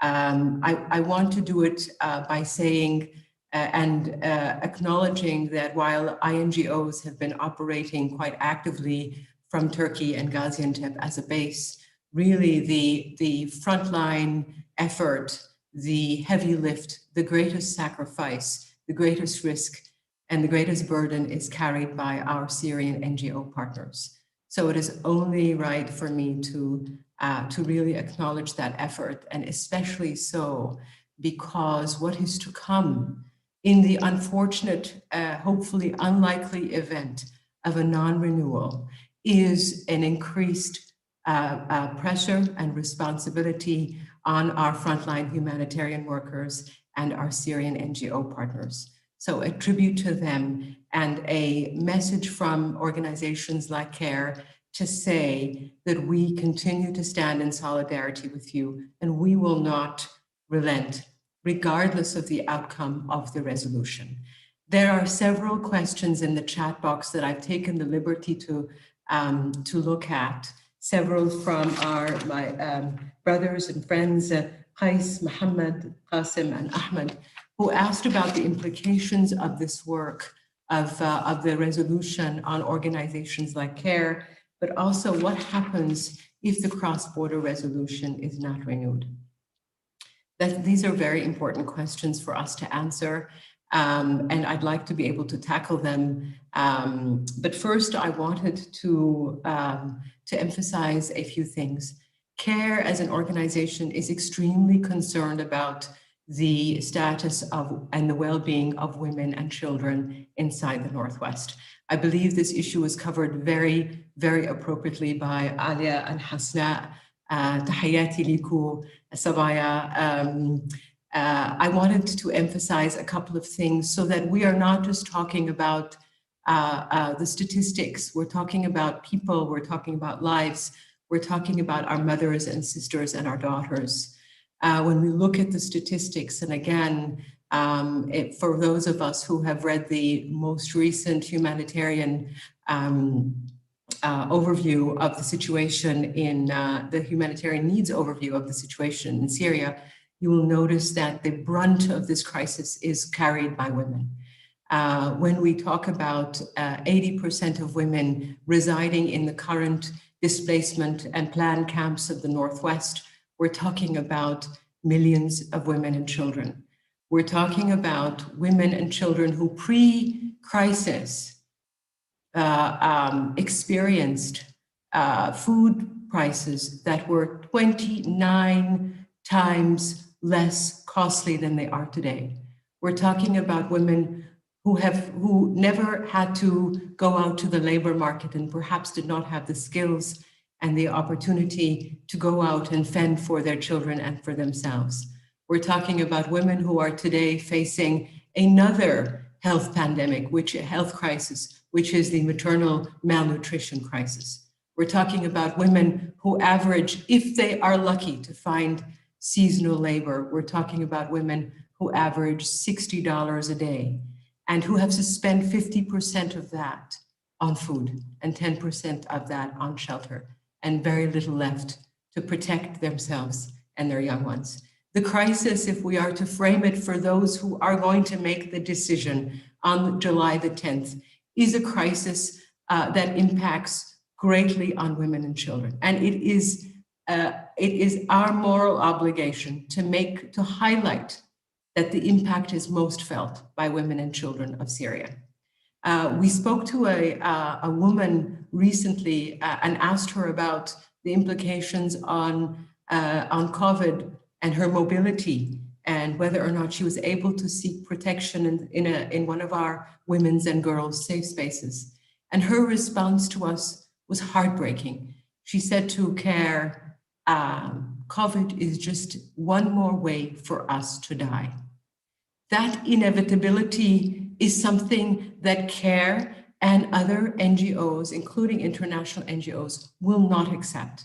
We will not accept for COVID or maternal malnutrition or food shortage or inability to carry out some basic hygiene practices are the reason why women feel like they're going to be losing their lives very soon.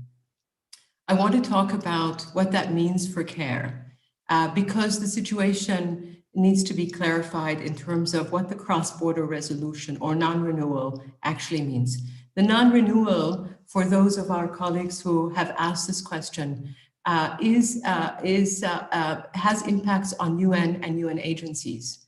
However, as I've shared, INGOs and NGOs like CARE, under the support and with facilitation from our hosts in Turkey, will continue to operate the cross-border assistance. We will not stop our operations. However, what does that also mean for organizations like CARE? Ever since, since last year, we have come together as INGOs, the UN donor agencies, and the Turkish government to talk about the implications of non-renewal. The implications are significant. Just yesterday, we were discussing how much scale up and stepping in organizations like CARE and others will need to lift in order to be able to deliver the current immediate needs that exist, not the needs that are projected, but how we will fill that immediate gap. And it's staggering if I were to look at the food security needs inside Syria that many have quoted today. What we know now is that organizations like CARE and others working with Syrian partners will have to fourfold our current effort in order to be able to meet the current needs that are being delivered by the UN and others. That is a significant scale up for organizations like CARE.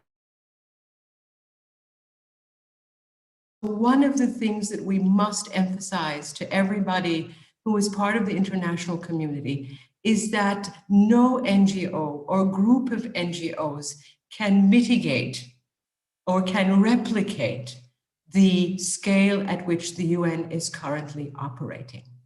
And what does that mean for organizations like CARE and others? It means that we're going to have to make some extremely difficult decisions about who we can serve. I mean, we have spent the last 2 hours talking about the very critical needs, the extreme and catastrophic needs inside all of Syria and in the Northwest. What we must know is in the event of non-renewal, we're going to have to make critical choices where we were able to provide women and children with certain supplies as of June of 2021. We're perhaps going to be prevented from being able to deliver to most of the people in need that we currently serve, which means we're going to have to tell people and communicate and execute on the unfortunate reality of telling people in need that they are not eligible for funding. I would like you to imagine yourself and myself being one of those women who are already facing livelihood challenges, malnutrition, coping by selling our assets and pulling our children out of school, that they are not eligible for funding. They are not eligible, for support. This is probably one of our biggest challenges right now. It's not whether we can scale up. It is not whether we have enough NGO partners. It is not whether we can get access to the most difficult to reach. It is being able to communicate to those millions of people in need that they perhaps may not be eligible because there are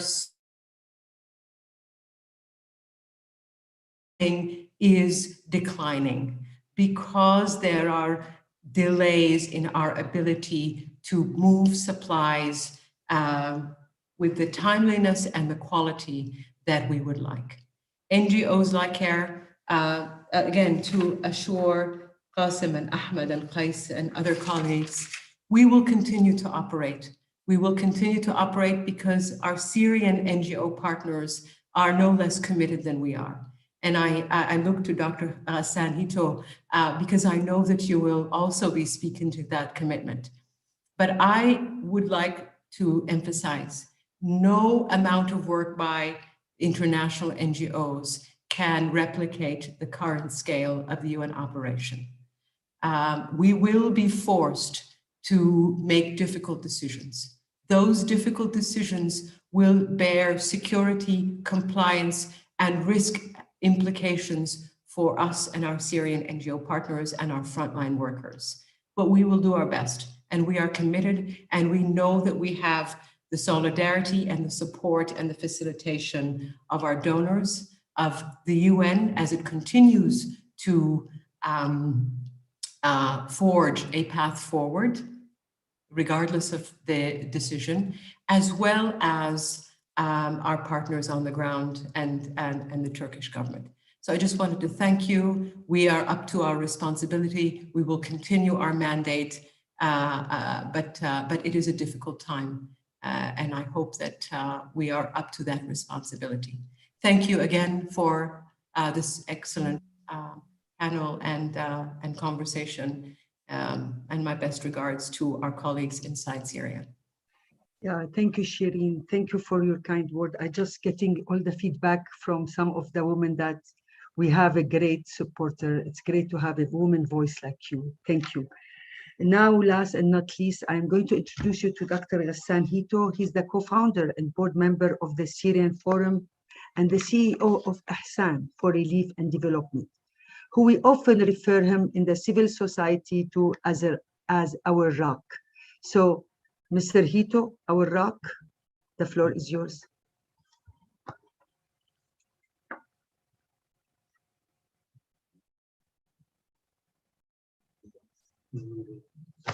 Ghassan, we can't hear you. You're unmute.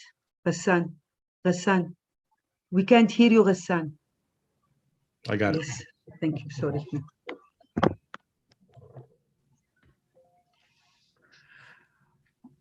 Thank you, Serene, so much. Thank you, dear Hind, Albert. You know what an excellent speakers to speak after. So, and I'm not sure if I want to say anything after what I just heard from our dear sister and great supporter the country director of CARE. So thank you, Shireen, for all the words that you have said, and thank you, Alper.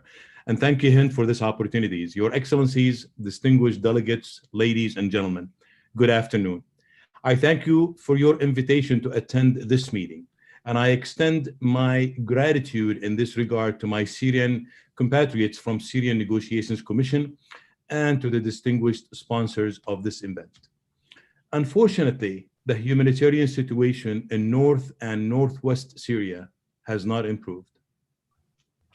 The fragile ceasefire allowed the international and Syrian aid organizations to provide various services to more than 4 million beneficiaries.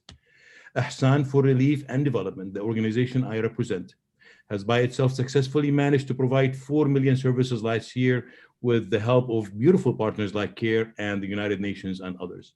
Our local and international NGOs and humanitarian aid institutions have provided no less than Ahsan to the population in North and Northwest Syria. What does that mean? It simply means that the needs are enormous, especially within the COVID-19 pandemic, and require relentless efforts to meet.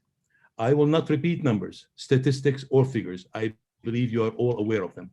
I would like to emphasize on the fact that the failures to renew the resolution on cross-border operations will cause clear inability for the United Nations and its partners to continue providing aids.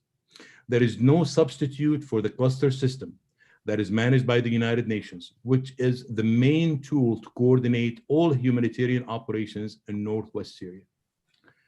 Any suspension of the cross-border operations will not only cause failures to provide services to the beneficiaries, but will directly affect the work of other local and international organizations who are striving to cover the gaps.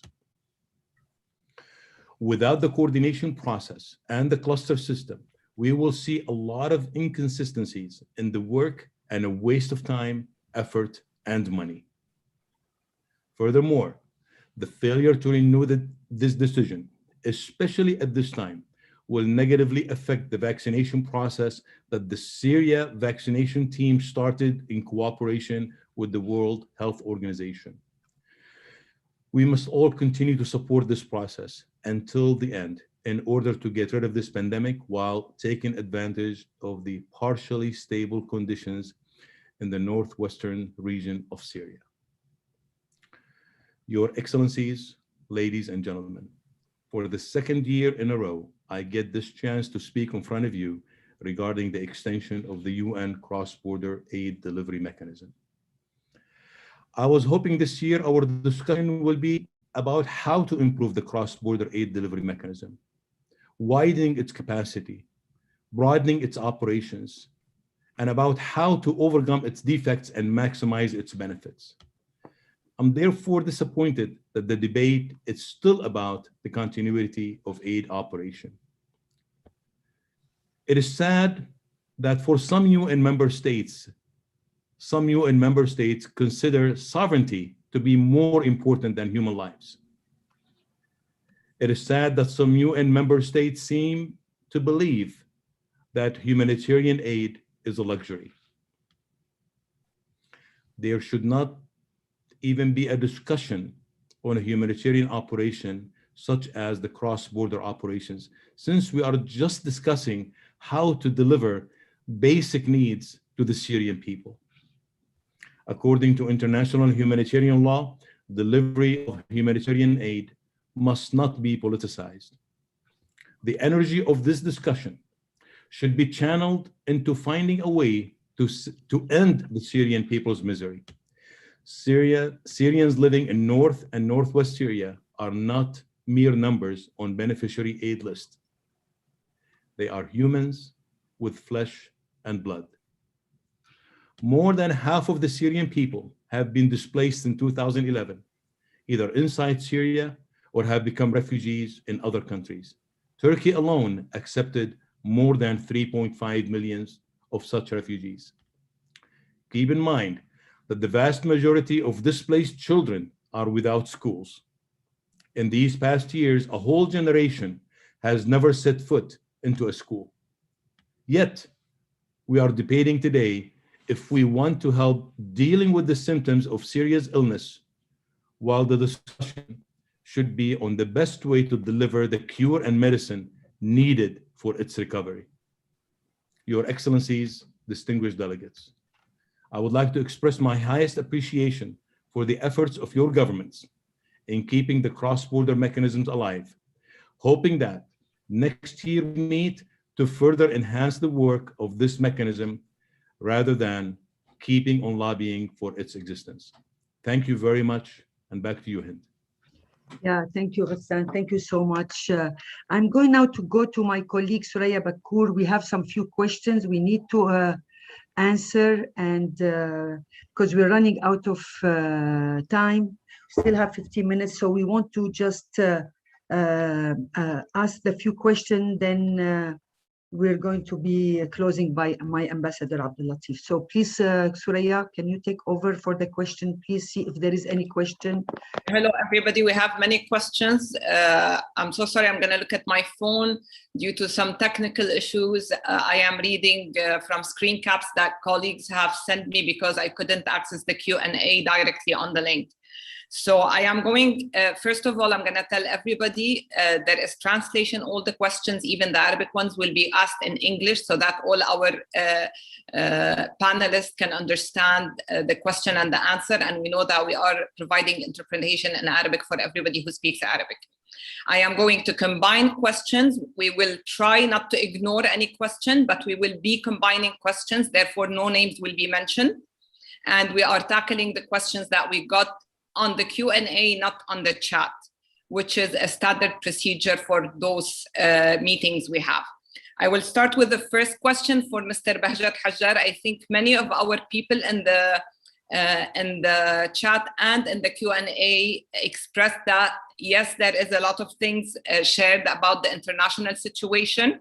Mr. Bahjat, in reality, how will this closure impact the work of Syrian NGOs? We have many people who are amongst us who are asking how are the Syrian NGOs, the civil organizations, and the women's group who are Syrian-based and who operate in the north. How would this closure affect them? And how can we ensure the continued work and the much needed service they are providing for the people in the northern area?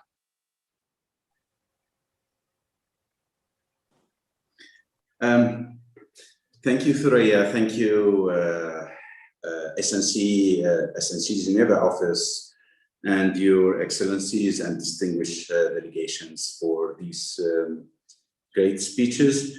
And yeah, I would thank those who sent this question about the role of Syrian civil society. Our colleague Shireen has mentioned the impact on the international NGOs, and she showed high commitment to continue operate regardless of what are the rules, because the humanitarian work should not stop regardless what is the situation or the legal limits that allows to the humanitarian. So I would speak to my sisters and brothers in Syrian civil society. So one of the reasons why the regime and Russians are targeting through closing the cross-border is to have this impact on Syrian civil society, because basically Syrian civil society showed high resistance of the killing the Syrian people, either through the military action or through hunger. So basically, the Russians tried a lot to refuse the idea that there is active Syrian civil society, and they kept the propaganda of about the Syrian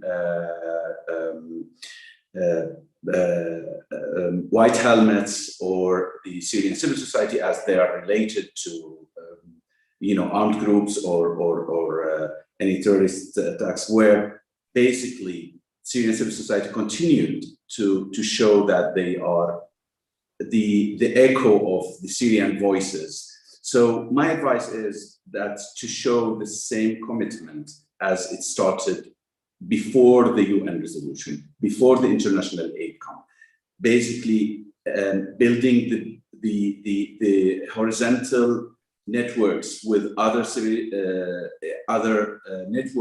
local initiatives on the ground, mapping the local resources, building the capacity of continuing the services, regardless what is the external aid coming through the borders, building channels with international community and donors directly to raise the demands and the needs, basically because these Syrian civil society, women groups, youth, local initiatives has the capacity now to design the programs that would serve their communities.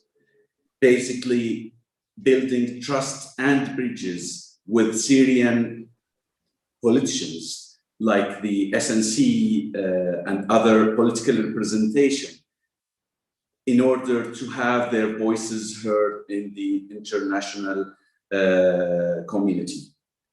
And at the end, I would advise the sponsors of this event and our dear brothers in Turkey is to build as well a good relation with Syrians on the ground, is to consider them as trusted partners on the ground that can work with them together.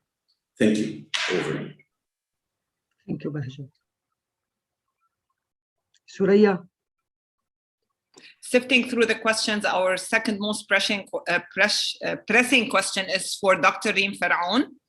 And a lot of questions are worried about the effect of COVID-19 and the effect of the closure on the expansion of COVID-19. How will this impact the efforts to curb the pandemic in North Syria, and how will this affect the health in general for people confined in that area? Please, Dr. Reem, join us for 1 minute. And 1 minute, please. Like we're just running out of time. Thank you. تفضلي ريم.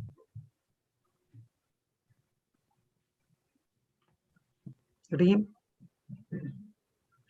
Okay, I don't think let's not waste our time. Can you go for the other question? Okay, then let's move to the next question. Actually, this is a combination of around 4 or 5 questions, and I will ask it in 2 parts. The first, everybody's worried about what the role Russia is going to play.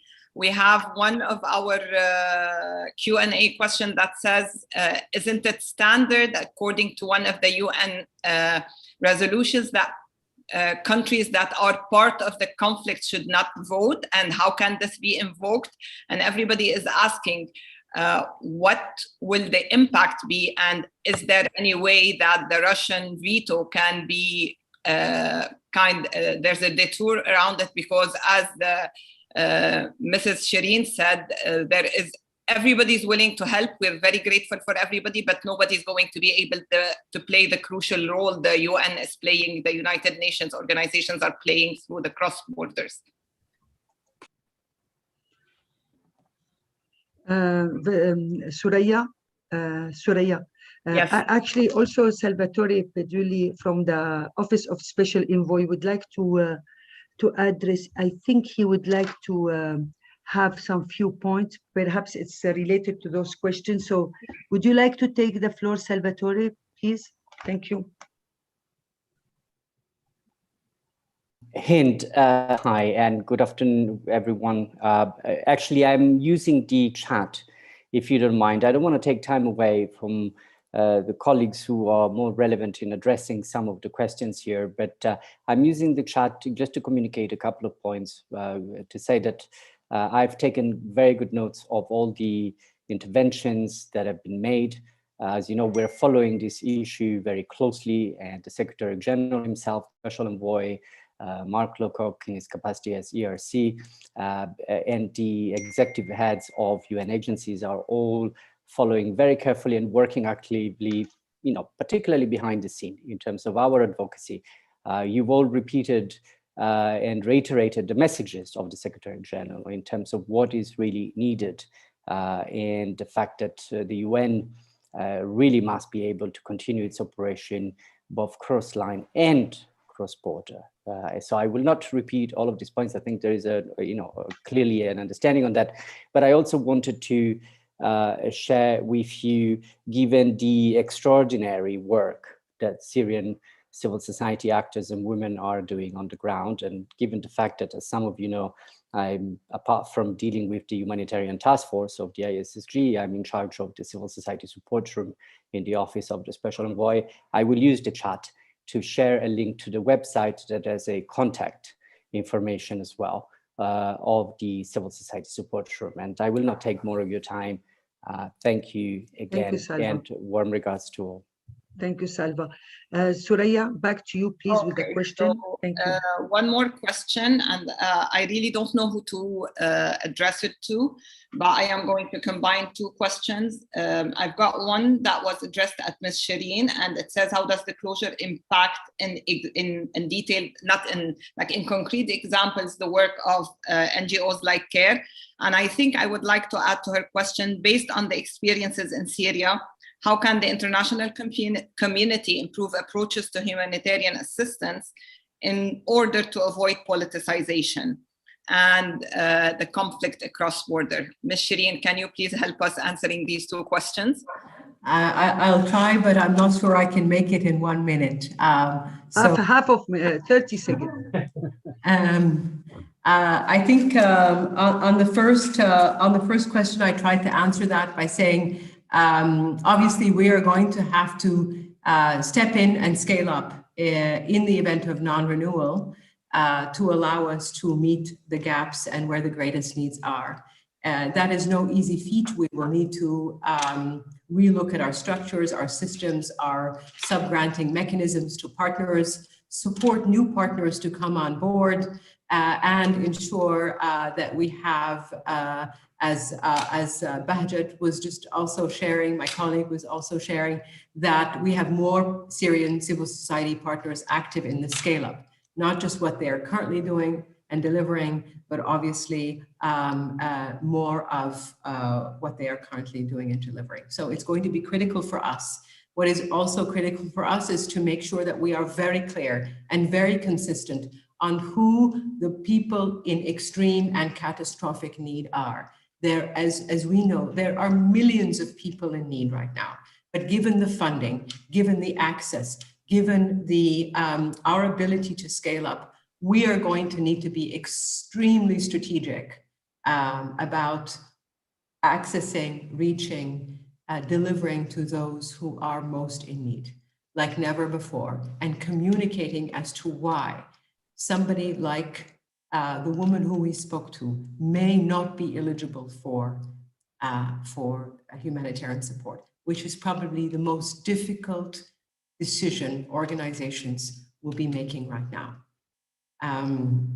The second part of your question, Thoraya, around how can we improve humanitarian approaches. I think right now, one of the things we're going to need to do is to come together as an NGO community, better consultation, better engagement amongst each other. I can tell you, sitting from Gaziantep, there is a divide.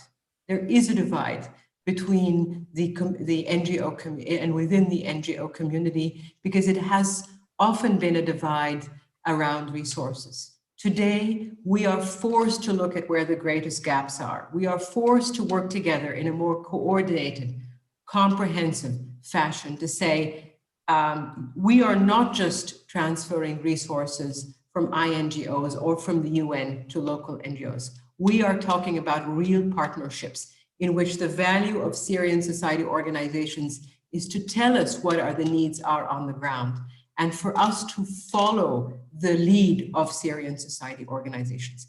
That, from where I sit, needs to happen, because as I shared, the greatest need can only be seen and felt right now by those who are on the ground. So I am really emphasizing the value, the importance, the criticality of investing and consulting and engaging with Syrian civil society organizations. That is the best and most efficient approach to getting to scale and getting the needs delivered where they are needed most. Thank you. Thank you, Shireen. Thank you. I have one last, actually, given my long work with on the ground with Humanitarian, I don't think it's really a question. I'm combining two questions in Arabic. I'm going to translate them in English, but they are really a cry for help. We are thankful for everybody, every single person who was here today. We believe that you are trying hard, and we know the problem is very big, but we want to those voices to reach you, to know how frustrated people are. We've got two people on the ground who asked the same basically question in two different approaches. One of them said, I've given many testimonies to the United Nations about how it was in Al-Ghouta before we left, and I will keep on believing that these testimonies are important. I am trying to keep on believing that the international community is trying to help us. But today we feel like how serious is the international community is in trying to help us. And there is another person who is asking, what is happening if this border is closed? Does it mean that the world has finally chosen the regime as the only representative of the Syrian people? Has it taken sides? So this is the questions. These are the questions coming from the ground. We wish you take those questions or those frustrations to the people who are making decisions. There is an area in the north who desperately needs those borders crossed, and the people on the ground are really asking you for your help. I don't know if somebody considers this a question and they can answer it, but when I read the questions, when I read the intros, there's not really a question there as much as it is a cry for help. The regime areas are part of the struggle. So those borders are really needed so that we have access, equal access to aid. Okay, thank you, Suraya. I think, I don't know if anybody would like to answer one of the questions, because we ran out of time. We're 6 minutes behind, and I don't know, anybody would like to answer this in 2 minutes? Then we give it to Ambassador Abdul Latif to do his final remarks. Yes, Ghassan, please go ahead. And I'm not sure of an answer. I'm just adding my voice to the question. Okay. We have Syrian people that are living under the Assad regime, and I consider them to be hostages of that regime. And then to make sure to add insult to injury, and then we've got the situation in north and northwest Syria. So indeed, yeah, if the borders are closed, let me tell you this, right? The credibility of the international community is in question. Let me repeat, the credibility of the international community is in question if these borders are closed. We're talking about starving people with intent. We simply cannot even think of those terms. If those borders are closed, we as humanitarians, we will do whatever it takes. Listen closely to what Ms. Shireen has said. Listen closely to what Albert has said. Listen closely to all of these great representatives of what they have said. We will work together. We will form a line. We will do whatever it takes. Even if we have to deliver 1 lira at a time, $1 at a time, we will do our part. But when we do that, we will put to shame all politics and all politicians. And when they are mixing this humanitarian, I mean, we're talking about life of people here, ladies and gentlemen. We're not talking about building a school. We're not talking about bricks and mortar. We're talking about life. We're talking about this creation that God Almighty has described in the Quran, that we have honored a human being, right? This is how God described us. We're honored creatures. And we want to get these honored creatures, and we want to kill them, and we want to squash them, and we want to starve them, and we want to prevent them from basic needs. We want to prevent our ladies from their supplies. We want to prevent our children from the milk. We want to prevent people from fresh water and feeding. talking about closing cross borders, and I know I have to be diplomatic in such a setting. We have to do that. I understand that. But when the question becomes, yeah, I add my voice to these wonderful people inside Syria who themselves, I'm amazed by how disciplined they are, my brothers and sisters inside Syria. And they keep their mouths shut, and they're trying to be polite, because I know I have visited them recently, and if I tell you that there are people in need there, you can multiply this by 1 billion times. The situation is dire. The mere thought of just closing these borders, the only way I can summarize it is it truly is going to put the credibility of the international community in question. No question asked. This is the worst humanitarian crisis in history. There is none like it. Millions of people are starving. The UN itself have described that 80% of the Syrian people are below the poverty line. Ms. Shireen knows exactly what that means. That means this is a systematic starvation of the Syrian people, and simply we cannot be part of it. We as a humanitarian, we will not play along. We will do whatever it takes to deliver that aid inside Syria, and we will form a chain of lines as to make sure the supplies goes outside. At the end of the day, millions of people, our brothers and sisters, are dying, and as individuals, we will do whatever it takes. You can take my word for it. Thank you very much for allowing me to say this. Thank you, Dr. Ghassan. Thank you for your passion. I'm going to give now before I give my ambassador to do the closing remark, I just want to thank, of course, my colleagues Badr Jamous, Munzir Sellal, and also Kutayba Idilbi, Mariam Jalabi, Suraya Bakur, Manal Fitiani, Noor Yasmina, and a big thanks for Vasilia, who worked endlessly in this event. Thank you so much, Ambassador Abdul Latif. The floor is yours, please. Thank you, Hind.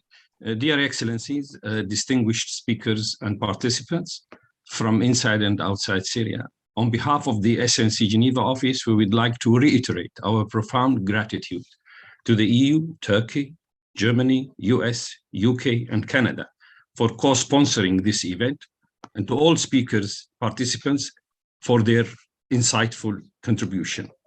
We could not really have done this event without your valuable involvement. Responding to a question about the situation in the northwest of Syria, the president of the International Rescue Committee, David Miliband, said blocking access to food, healthcare supplies, vaccines, and ventilators is unacceptable anytime, but under COVID-19, it's even more reprehensible. No doubt, cutting off UN humanitarian aid would be a catastrophe for Syria, as it's a lifeline for millions of civilians in Syria. Therefore, we pin our hopes on the US, UK, France, and all allies to find ways to enhance their leverage in the United Nations Security Council to ensure the renewal of the UN mandate for all cross borders in Syria. As we highly appreciate your gift of time and support, we look forward to working with you constantly and hope that you continue to be engaged with the Syrian Negotiation Commission. We wish you all the best, and thank you, and heartfelt thank you to the Stabilization Unit, Tastaqil Organization, LACU, and to Vasilia and Noor, the interpreter. Thank you all. All the best. Thank you, Ambassador. We're going to go now, last and not least, for 2 minutes to read the recommendation from our centers in Azaz. Just to remind you that we will be sending you all those recommendations later by email to all of your emails. Aya, please go ahead. أهلا بكم للمرة الثانية في المركز عزاز. سأتحدث إليكم الآن عن توصيات نتجت عن عقد عدة ورشات من النساء في الداخل السوري، تضمنت كل جلسة 40 سيدة ليخرجوا بعض المطالب الموجهة للمجتمع الدولي. أولاً، ضمان وقف إطلاق نار شامل مستدام وطويل الأمد على كافة الأراضي السورية. ثانياً، تجديد كل قرارات We can't hear the تجديد كل translation. قرارات مجلس الأمن Yes. التي تمكن الأمم المتحدة من تقديم المساعدات الإنسانية عبر باب الهواء لمساعدة ملايين المدنيين السوريين المحتاجين، وتوسيع ذلك لباقي المعابر شمال سوريا لتقديم الدعم للسوريين خارج مناطق سيطرة نظام الأسد، وذلك حسب قرار مجلس الأمن الأصلي 2165 لعام 2014 في شمال سوريا. ثالثاً، الحفاظ على وزيادة عمليات الدعم الإنساني العابرة للحدود في الشمال الغربي والشمال الشرقي من سوريا لضمان استمرار وصول المواد الطبية الأساسية والمعدات، المواد الغذائية والغير غذائية، المواد الخاصة بالإيواء. رابعاً، التأكيد على دور الأمم المتحدة الميداني من شمال غربي سوريا، وذلك خلال إنشاء مكاتب ميدانية للتنسيق الأفضل مع الفاعلين المحليين. خامساً، الحفاظ على وزيادة التمويل الخاص بالمساعدات الإنسانية في كل القطاعات: الصحة، المياه والصرف الصحي، المأوى، المواد الغذائية والغير غذائية، التعليم، الحماية، سبل العيش، وذلك لتلبية حاجات النساء والأطفال والرجال المحتاجين، وبالذات الأكثر هشاشة من بينهم. سادساً، الحفاظ على مقاربة القطاعات كلاسترز المحورية والتي تشمل وكالات الأمم المتحدة والمنظمات الإنسانية الدولية والمنظمات السورية في شمال سوريا للحفاظ على استجابة إنسانية مستمرة في هذه المنطقة، بالإضافة إلى زيادة تمثيل شمال سوريا ضمن آليات التنسيق. سابعاً، زيادة الدعم الخاص بالجاهزية لكوفيد 19 والاستجابة الخاصة به وتأمين اللقاح في شمال غربي سوريا، دعم المساعدات الطبية وتقديم المواد والمعدات الطبية الأساسية، مثال بدلات حماية PPE، أجهزة الأكسجين، معدات الاختبار، بالإضافة إلى إنشاء مراكز عزل، دعم حملات التوعية العامة، ودعم مشاريع البنى التحتية المطلوبة لضمان أن تكون الاستجابة أكثر شمولاً من خلال تقديم المأوى والشروط الصحية المناسبة. ثامناً، ضمان تقديم المساعدات الإنسانية لكل المناطق وعلى الأخص المناطق التي يصعب الوصول إليها. تاسعاً وأخيراً، تطبيق القرار رقم 2254 لعام 2015 بشكل كامل. كان هذا الختام من مركز إعزاز، وشكراً لكم. Thank you very much, Aya. And let me just end what my colleagues say. For our Syrian people, it's not a border crossing, it's a lifeline. Thank you all for being here with us. We felt today that we're not alone, we're not abandoned, and the world is still okay when you all think about our future. Thank you all, and goodbye.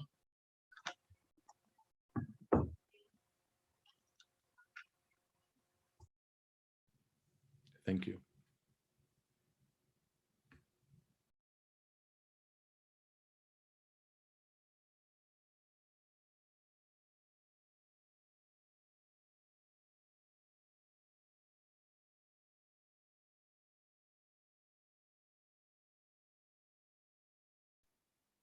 شكرا للجميع.